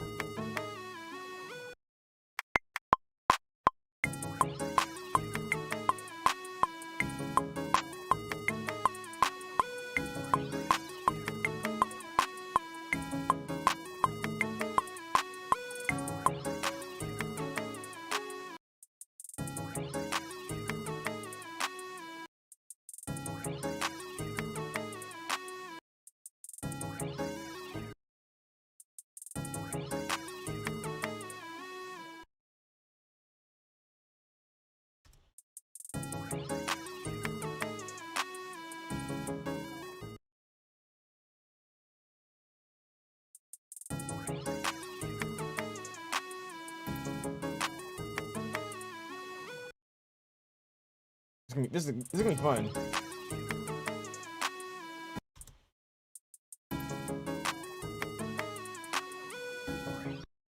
It'd always be like people who I don't expect to end up wanting to use like a beat like this to end up like falling in love with it and really wanting to kill it.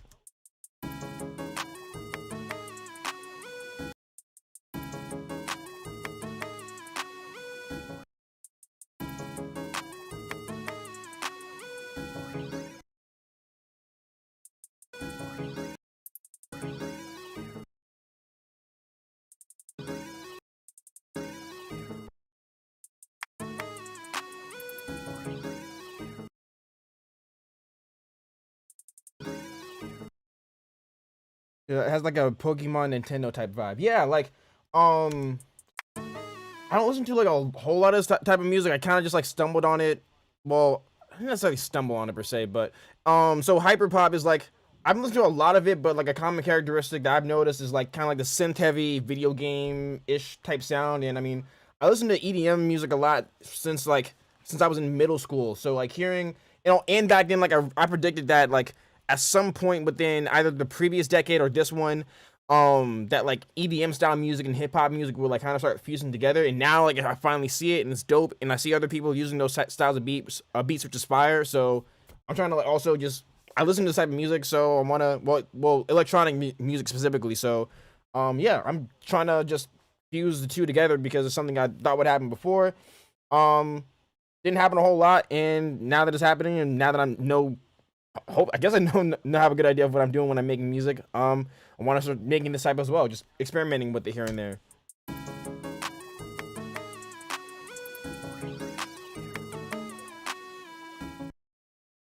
And I wish I experimented with this type of stuff like before it became cool, because I had an idea for the sound in my head, and then I never really started making it until recently. So I like old school West Coast lead type beats. It reminds me of melodies from Dr. Dre's Chronic album and Chronic album, the Death Row one. Yeah, yeah. Like these are like, because Dre used a lot of synths back in the day too. Like just that's how music was. It was like slower.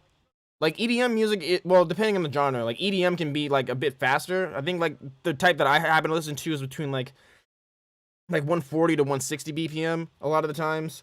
So this is like, I guess, yeah, it's a way, like it's a faster version of like that style of music. With like a different type of drum groove, of course, as well. But yeah, I can definitely see that. I can definitely hear that like Dr. Dre style of influence on this.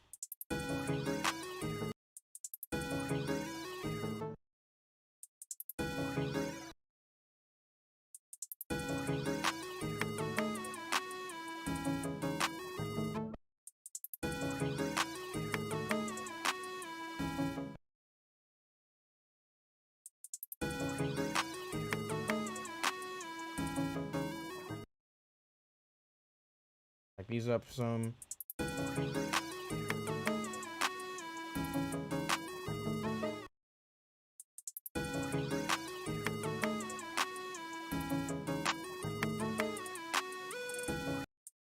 This classic, even this one is like, we're just ungrateful for what we have. Music is better now. Yeah, honestly, I do 100% agree. Like, I think, like, honestly, I think music is better now than, not, well, okay. I think music creation specifically is better now than what it was back in the day. Because people can debate over the quality of music nowadays. What I'll say is that some music decades ago seemed a bit more genuine and didn't feel as rushed. It's because anyone can make it nowadays. You don't need $1 million. Yeah, so that's the point I want to make too. So, so with the technology that's available to us now, we can make literally anything we want. We can make like older style of music and replicate it to the best of our ability, as well as just create all new sounds altogether. And that's what I love about music now, is because like you have like some people, they don't like the stuff that's on the radio or stuff that's really popping off on TikTok or different things like that. And I was telling this to someone else who commented on one of my TikTok videos earlier today. But yeah, you can look like music is the best. I'm trying to think of a way to word it accurately. Music listening and music consumption is better now than it ever has been before, because of Spotify, Apple Music, Tidal, YouTube, because we can listen to pretty much any song we want to at any given time, because it's like basically free. Well, yeah, pretty much. And I love that we had the freedom to be able to listen to pretty much any song that we want to at any given time. And the process of even just making music now is easier than ever, is more accessible than ever. Pretty much, if you have as little as a smartphone or like an older tablet, you can even make beats. If you have like an old iPad, you could basically like be making music in GarageBand, or you could spend like 15, $20 for like FL Studio Mobile, for example, and make music on your phone or your tablet. So that type of stuff is fire. Now, it's debatable over the quality of music. You can debate whether or not it's getting better or worse. I think overall, our potential to make even better music is there. And you can find the type of stuff too if you're looking for it. It's just a lot of the type of stuff that's like popular and mainstream. That type of stuff, I'm not sure if the quality there is better than what it used to be. Just because like when I listen to like music is on the charts, specifically like hip hop music that's like trending and is on the charts. There's good stuff out there, and then also there's stuff that's like not as good. Quality's not really that good. Mixing's not even that good. The beat itself sounds like it took like not a whole lot of effort to make, which isn't necessarily bad, because I mean obviously like if they're on the charts and they're getting people listening to the stuff, they're obviously doing something that I'm not doing. So I'm definitely not gonna knock their hustle on that. I don't know. It's just we have the capability to do a lot more, and I see people taking advantage of it, but then also like the stuff that I see people vibing out to the most. Some of it's not. Some of it just seems like a bit rushed. That's what I'm trying to say. So music touches your soul, but it's a curse because we get bored because it just comes on us. Back in the day, you used to give something like $20 for All Eyes on Me, and then you just like put on Drake. Yeah, so even that, and I'll get back to making this beat in a second too. Um, After we finish this quick little rant, but yeah, that's another thing too. So back in the day when you had to spend money on music, you definitely valued it a lot more because um like now you can pay $10 a month and then you have access to every single album ever. Whereas back in the day it was what like between 10 and $20 to buy like a physical CD, and there's only like so many CDs or discs you can like carry on you at one point. Whereas nowadays, as long as you have this right here, your phone and some headphones or your car or whatever, you have access to like literally every song ever. Um, so yeah, so now that it's like music pretty much free, like I see people all the time like if someone just like puts out a whole 20-song album, not even like 3 days later, people are just asking, "Hey, when's the next one coming out?" It's like we don't appreciate music the way that we used to anymore. So yeah, it's there are different ways to appreciate this era. I love that we can make music, or I love that we have the capability to make better music than we ever had before. Um, but yeah, the people definitely don't appreciate it as much as we used to. Let's call this uh Legend of Zinc. What's the dude's name? Link. Nintendo character. Um, okay, cool.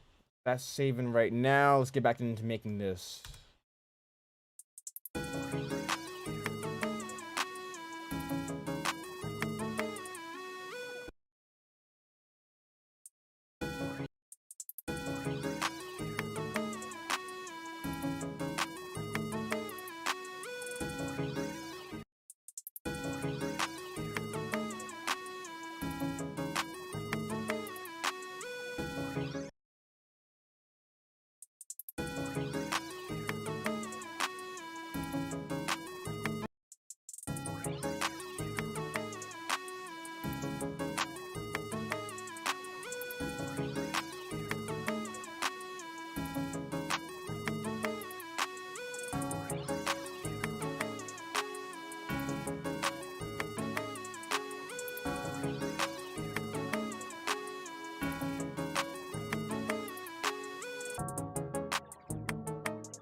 I like this.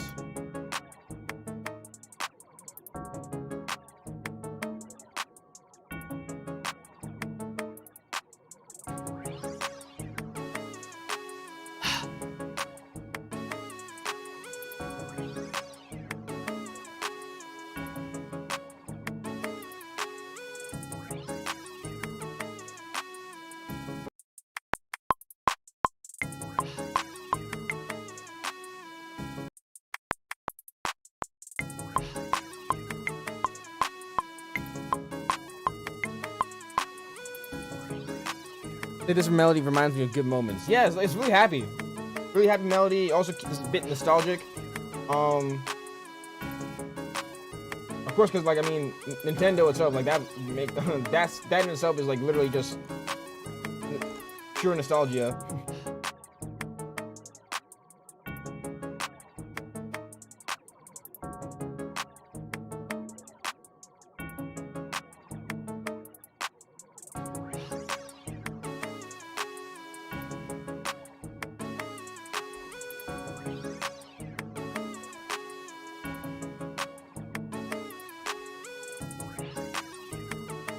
I was looking for like a filter to use, like take out some of that high end,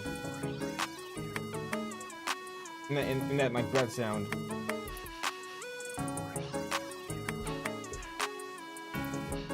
There we go.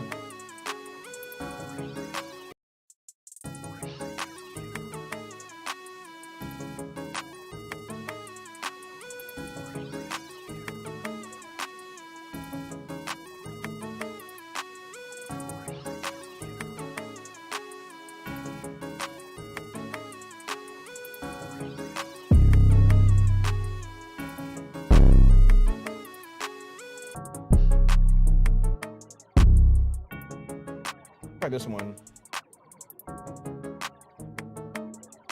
Let's see something like aggressive.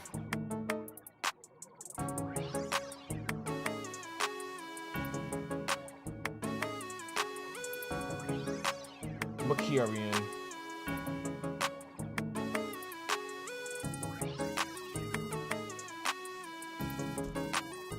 C sharp minor. Minor, where are you? Right there.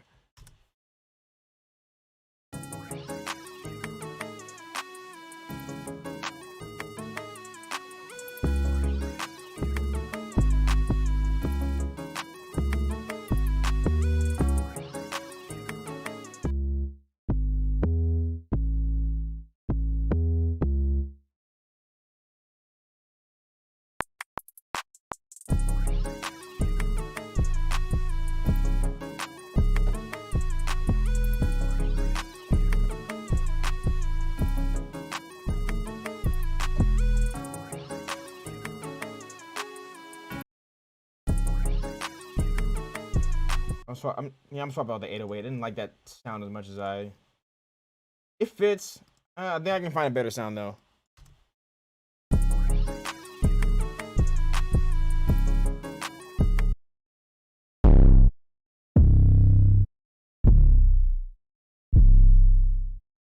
want to hear what that one sounds like.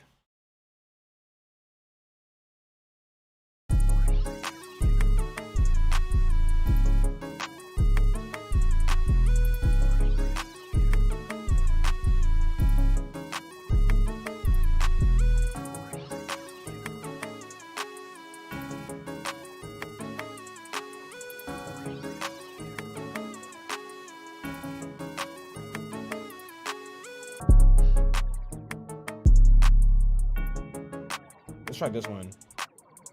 As a rapper, you can rap over this beat when you make it because it's very positive. Yeah, I can see this going like one or two ways. Either like they're rapping about something like happy, or something where like they're like raging out. Like if you listen to like Trippie Redd's album, like it sounds like happy, but also you could like, he calls it like rage music. I'm not really familiar with that like genre, but I mean, I guess this also could fit within like that style.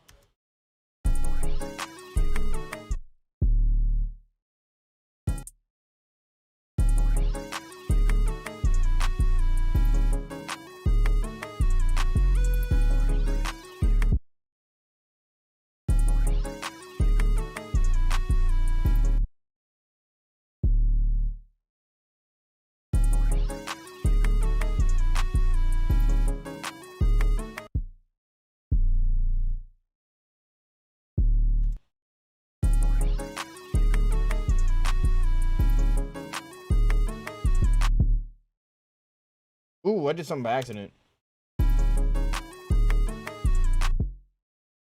No, I'll do that on like the last time actually.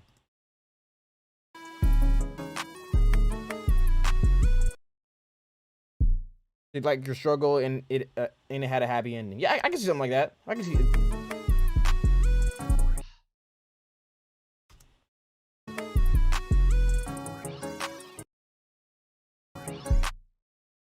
Yeah, yeah, I can see someone telling like a story like that where they talk about the struggles and then how they got out of it. Like that's the type of those are the type of struggle raps that I really like. When like you talk about it, you're not necessarily glorifying the struggle, but you're just genuinely telling your story, and then able to tell people like how they can get out of a similar situation like that.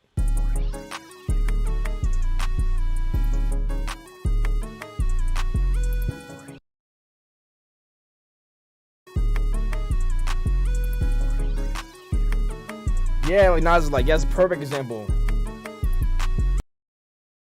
Nas is one of the greatest rappers ever.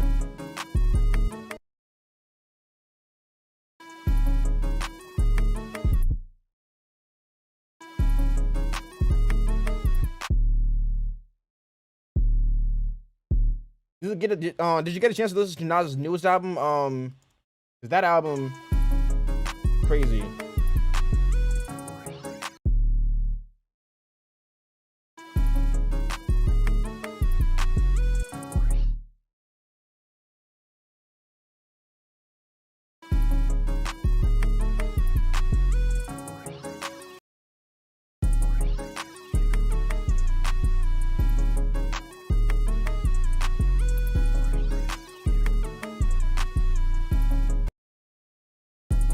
Okay, this is almost there. It's bass.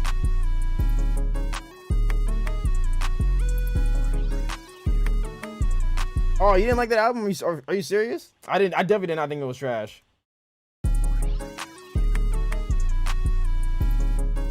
But yeah, that song with Eminem though, that one's crazy too.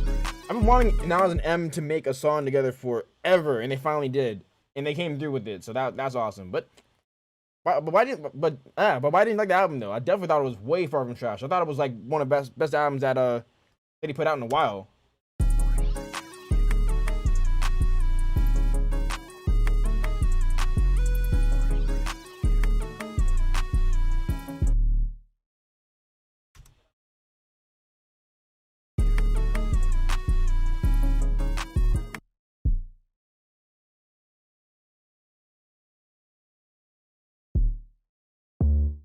Oop, not there.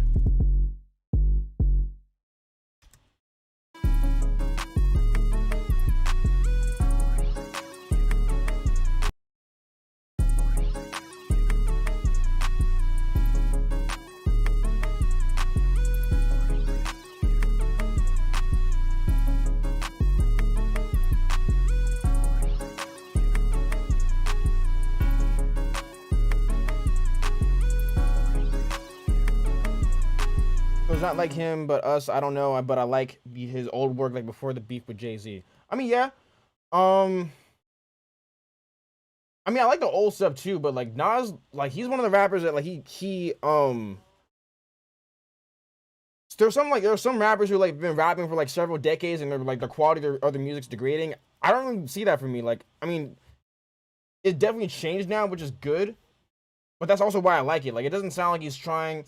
It sounds like he's doing a perfect mixture of old school and like rapping on the styles of beats that you would expect him to rap on, but like they sound modern mixed with like a handful of like trap beats as well. Like that's one of the reasons why like I really love the production on that album. Like that has to be one of the we can agree to disagree. I think what's that album what was it? King. Oh, why am I drawing blank on the name of his album?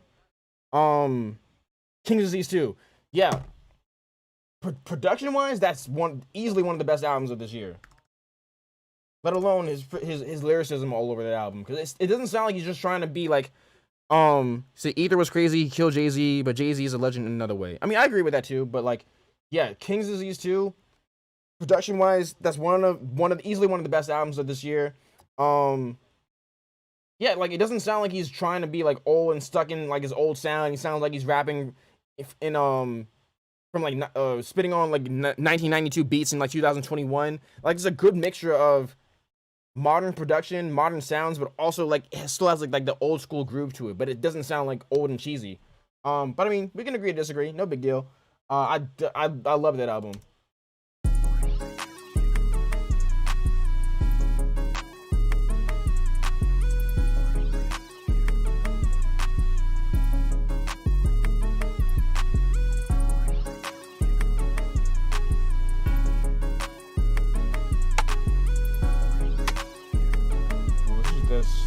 That rim right there.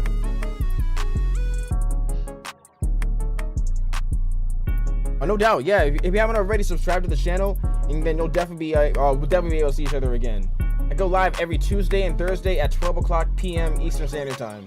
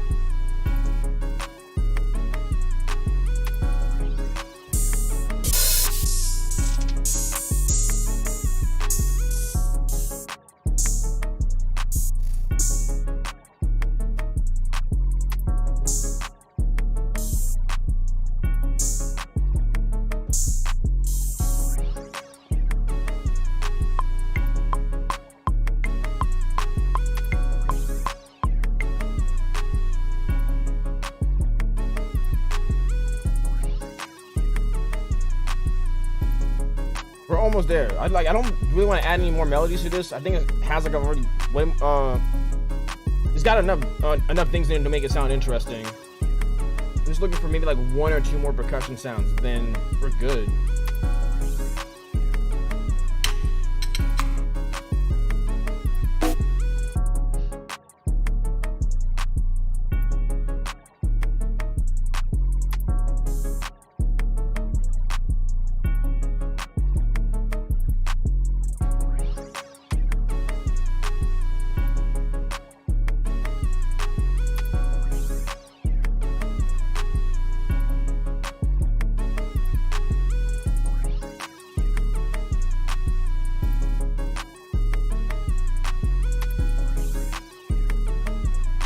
Yeah, let me know what you're thinking about this. Let me know where you're watching this from. Let me know if you have any questions. We had a lot of dope conversations over here in the chat today. This is fire.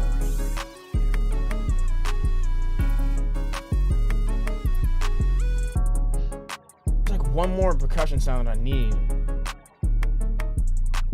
And we can call this a rap.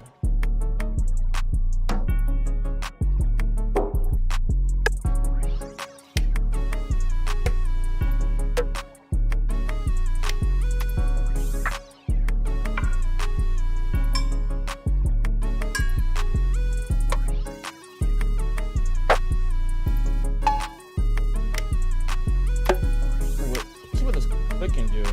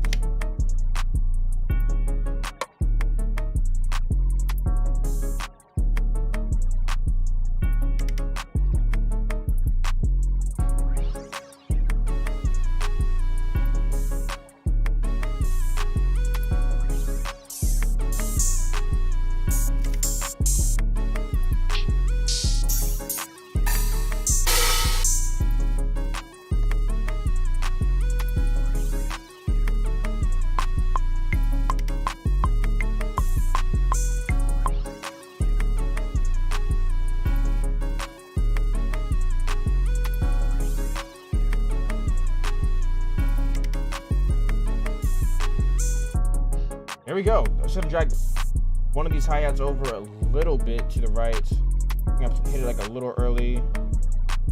I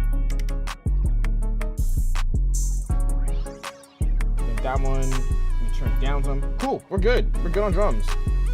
Let's go ahead and arrange. Let me just make sure this is sounding right.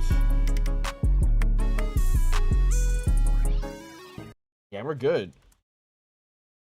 This is gonna be a banger. That was something that could have been on Trippie Redd's album. But yeah, let me know what you're thinking about this. Let me know if I should make more beats like this too, like hyper pop, more like electronic, influenced music. This type of stuff, I'm not gonna lie, this is like really fun to make.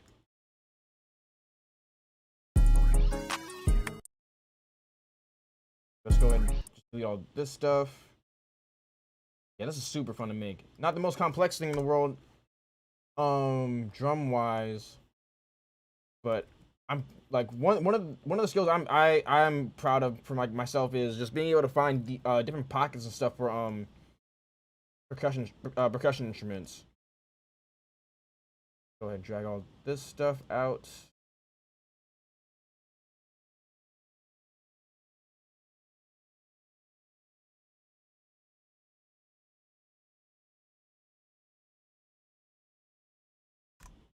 Cool, so let's start off with just a loop for the intro.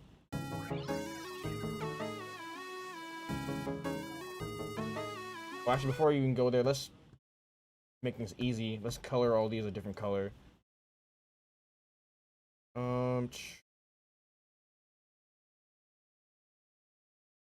There we go.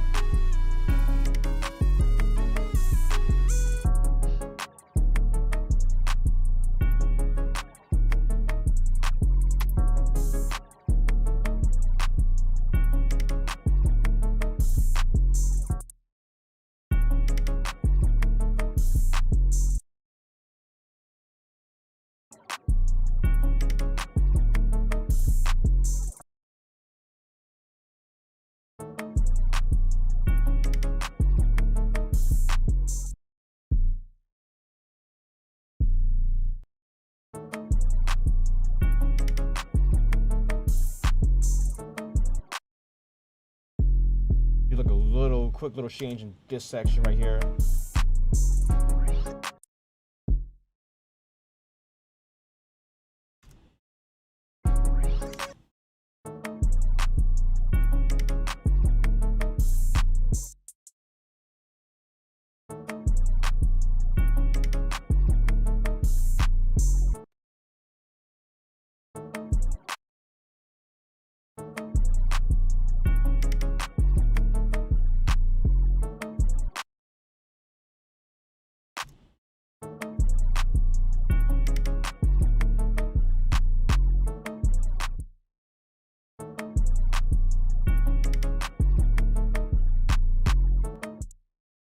Okay, wait, almost there.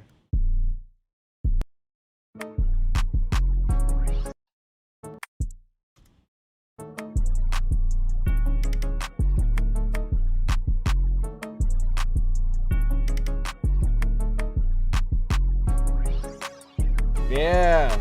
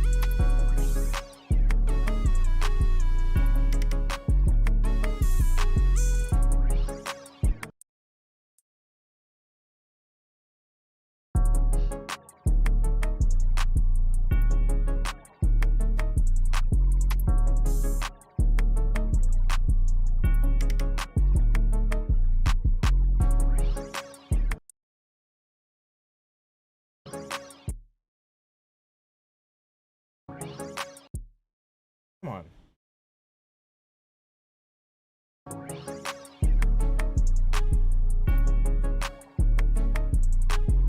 So basically what I'm doing here is I just don't want every single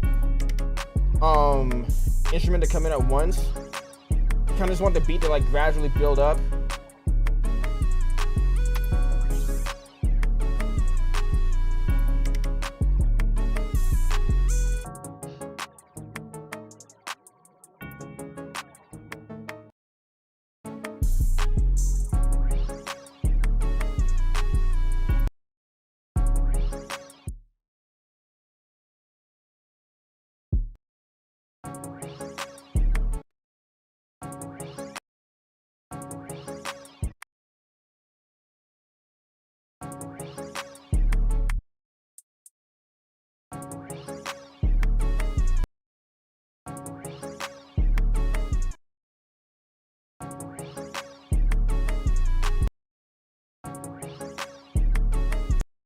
Put like a break in the loop right there too.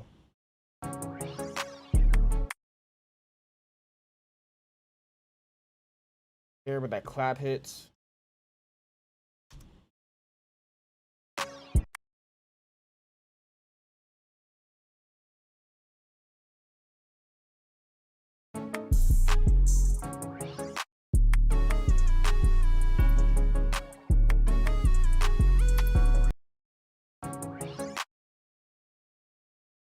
Okay, yeah, that needs to start right there instead.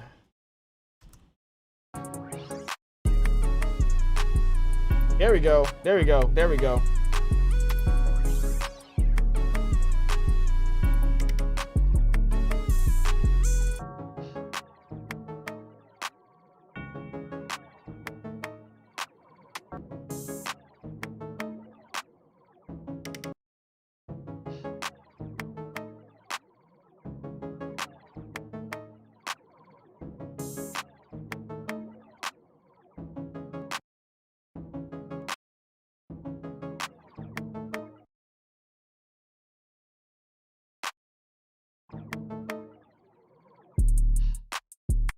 And right there is when the chorus comes back in.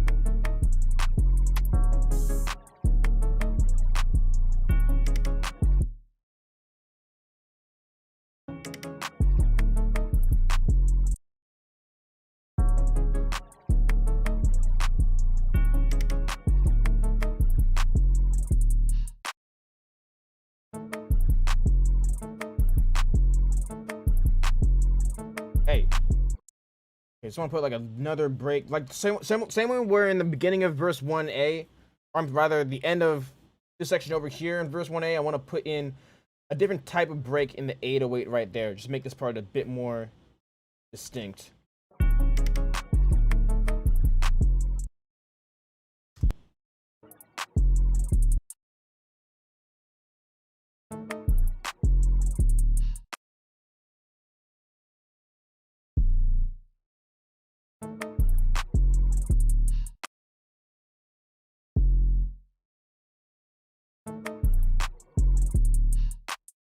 And pretty much do the same thing with a hi-hat, make it pause at the end.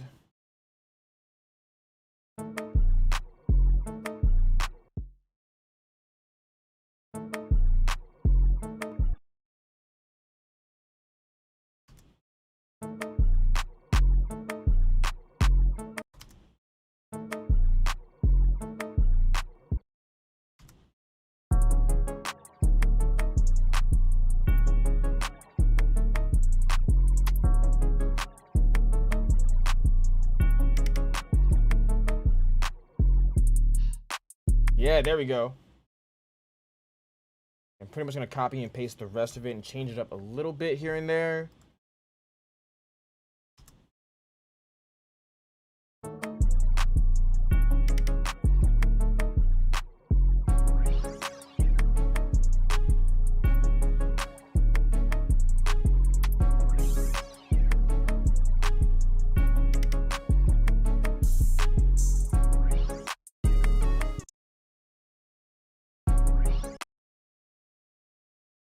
Ooh, okay. It's gonna be cool if I get this part sounding the way I want it to in my head. Ooh.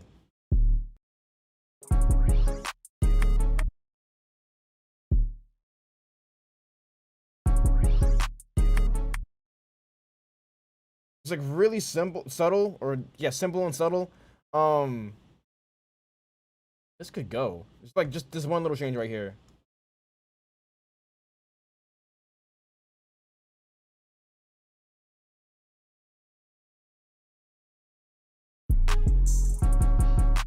Ooh. That's tough.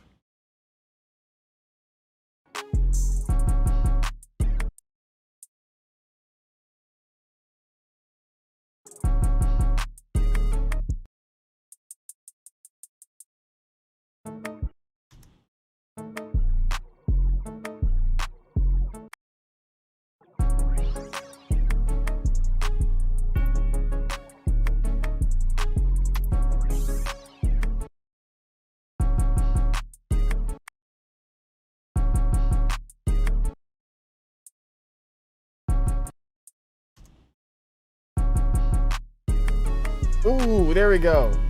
That's tough. Wait, I gotta hear that one more time.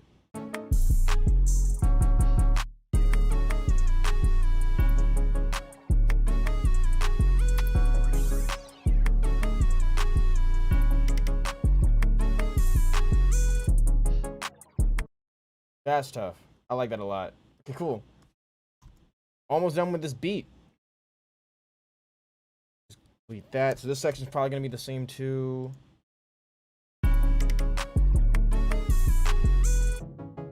Yeah. Actually, let's change up a little bit. Yeah, just take the claps out in the first half.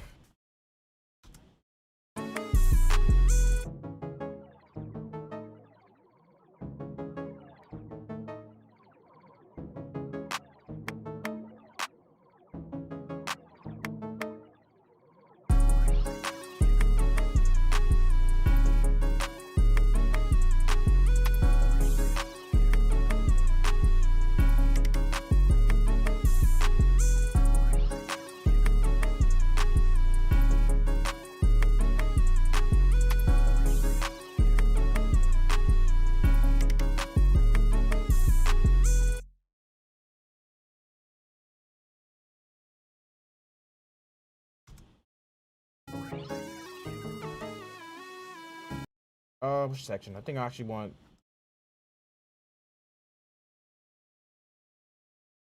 this part over here.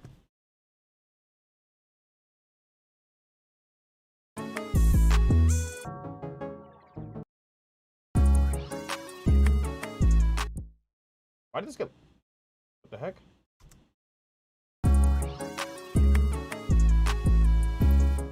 How did I transpose that an octave up?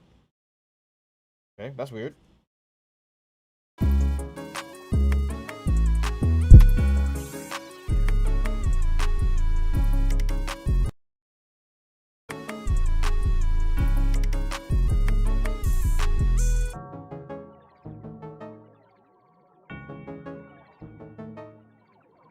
Oh, I see what happened. Undo on that by accident. I'm about to say, like, what in the world? Okay, that was scary.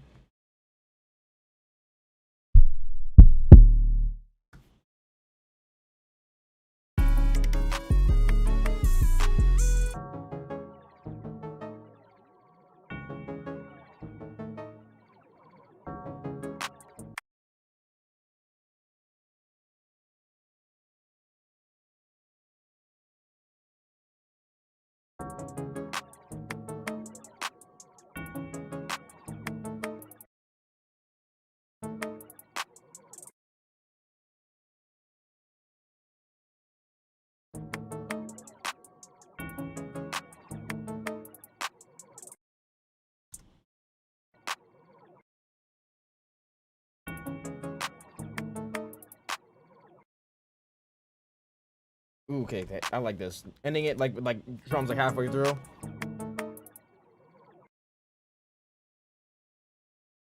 I like that. Cool. Let's listen to this from the top. I think this beat's pretty much done. Again, awesome. Let's listen to this from the top, and then after this, it looks like we will be wrapping up for today.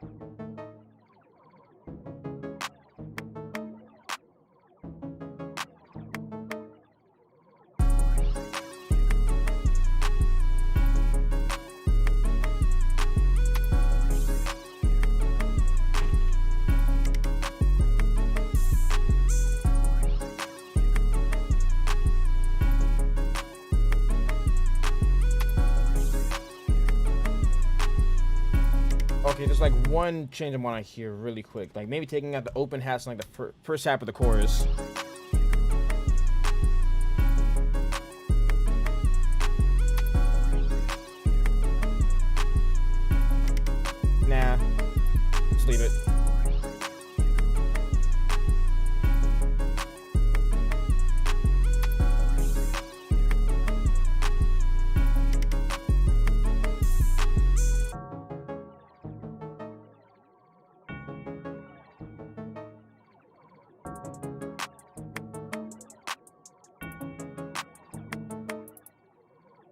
Awesome, awesome, awesome, awesome. Really like how this turned out. This is another banger. Really like it a lot. So yeah, this is where we are going to wrap up for today. Yeah, really happy with how this beat turned out. Really happy with how the live stream itself turned out. Got some really dope conversations going on. We went from anywhere from talking about some equipment that you can get to start out with as a producer. We even talked a little bit about Nas's album King's Disease 2. What else did we talk about? Just skim through really quick. Yeah, we talked about future-based music a little bit. What else? Oh yeah, and we gave some tips on how to get your 808s to pop out on smaller speakers like phones and maybe like cheaper headphones or cheap laptop speakers. So this is dope. Really hope that I was able to share some useful knowledge with everyone out there. Whether you're watching this as an independent artist, as an online, well, any type of producer, so specifically online producers like myself, or even if you're just a casual fan of listening to music, or maybe just watching other people make music. So this is great stream. Really proud of how it turned out. This is where we're going to wrap up for today. So if you haven't already, whether you're watching this live or if you're watching this as a replay, we greatly appreciate it if you enjoyed what we did over here today. We greatly appreciate it if you hit the like button on the video and you turn on and you hit subscribe and turn on notifications, so that way you'll know the next time when we go live. And if you're watching this on Twitch or Periscope, we greatly appreciate also if you hit that follow button. We go live every Tuesday and Thursday at 12 o'clock p.m. Eastern Standard Time, and got some more videos on the way as well, sharing some knowledge with my fellow producers out there. Someone asked me to make a video on piano, so I'll try to figure out something that we can do like that later down the line as well. And yeah, if you have any video suggestions or questions, let me know either in the comment section, or you can hit me up through email or through social media. All my links are in the description of this video. And yeah, this is a good place to wrap up right now. Once again, thank you all for tuning in.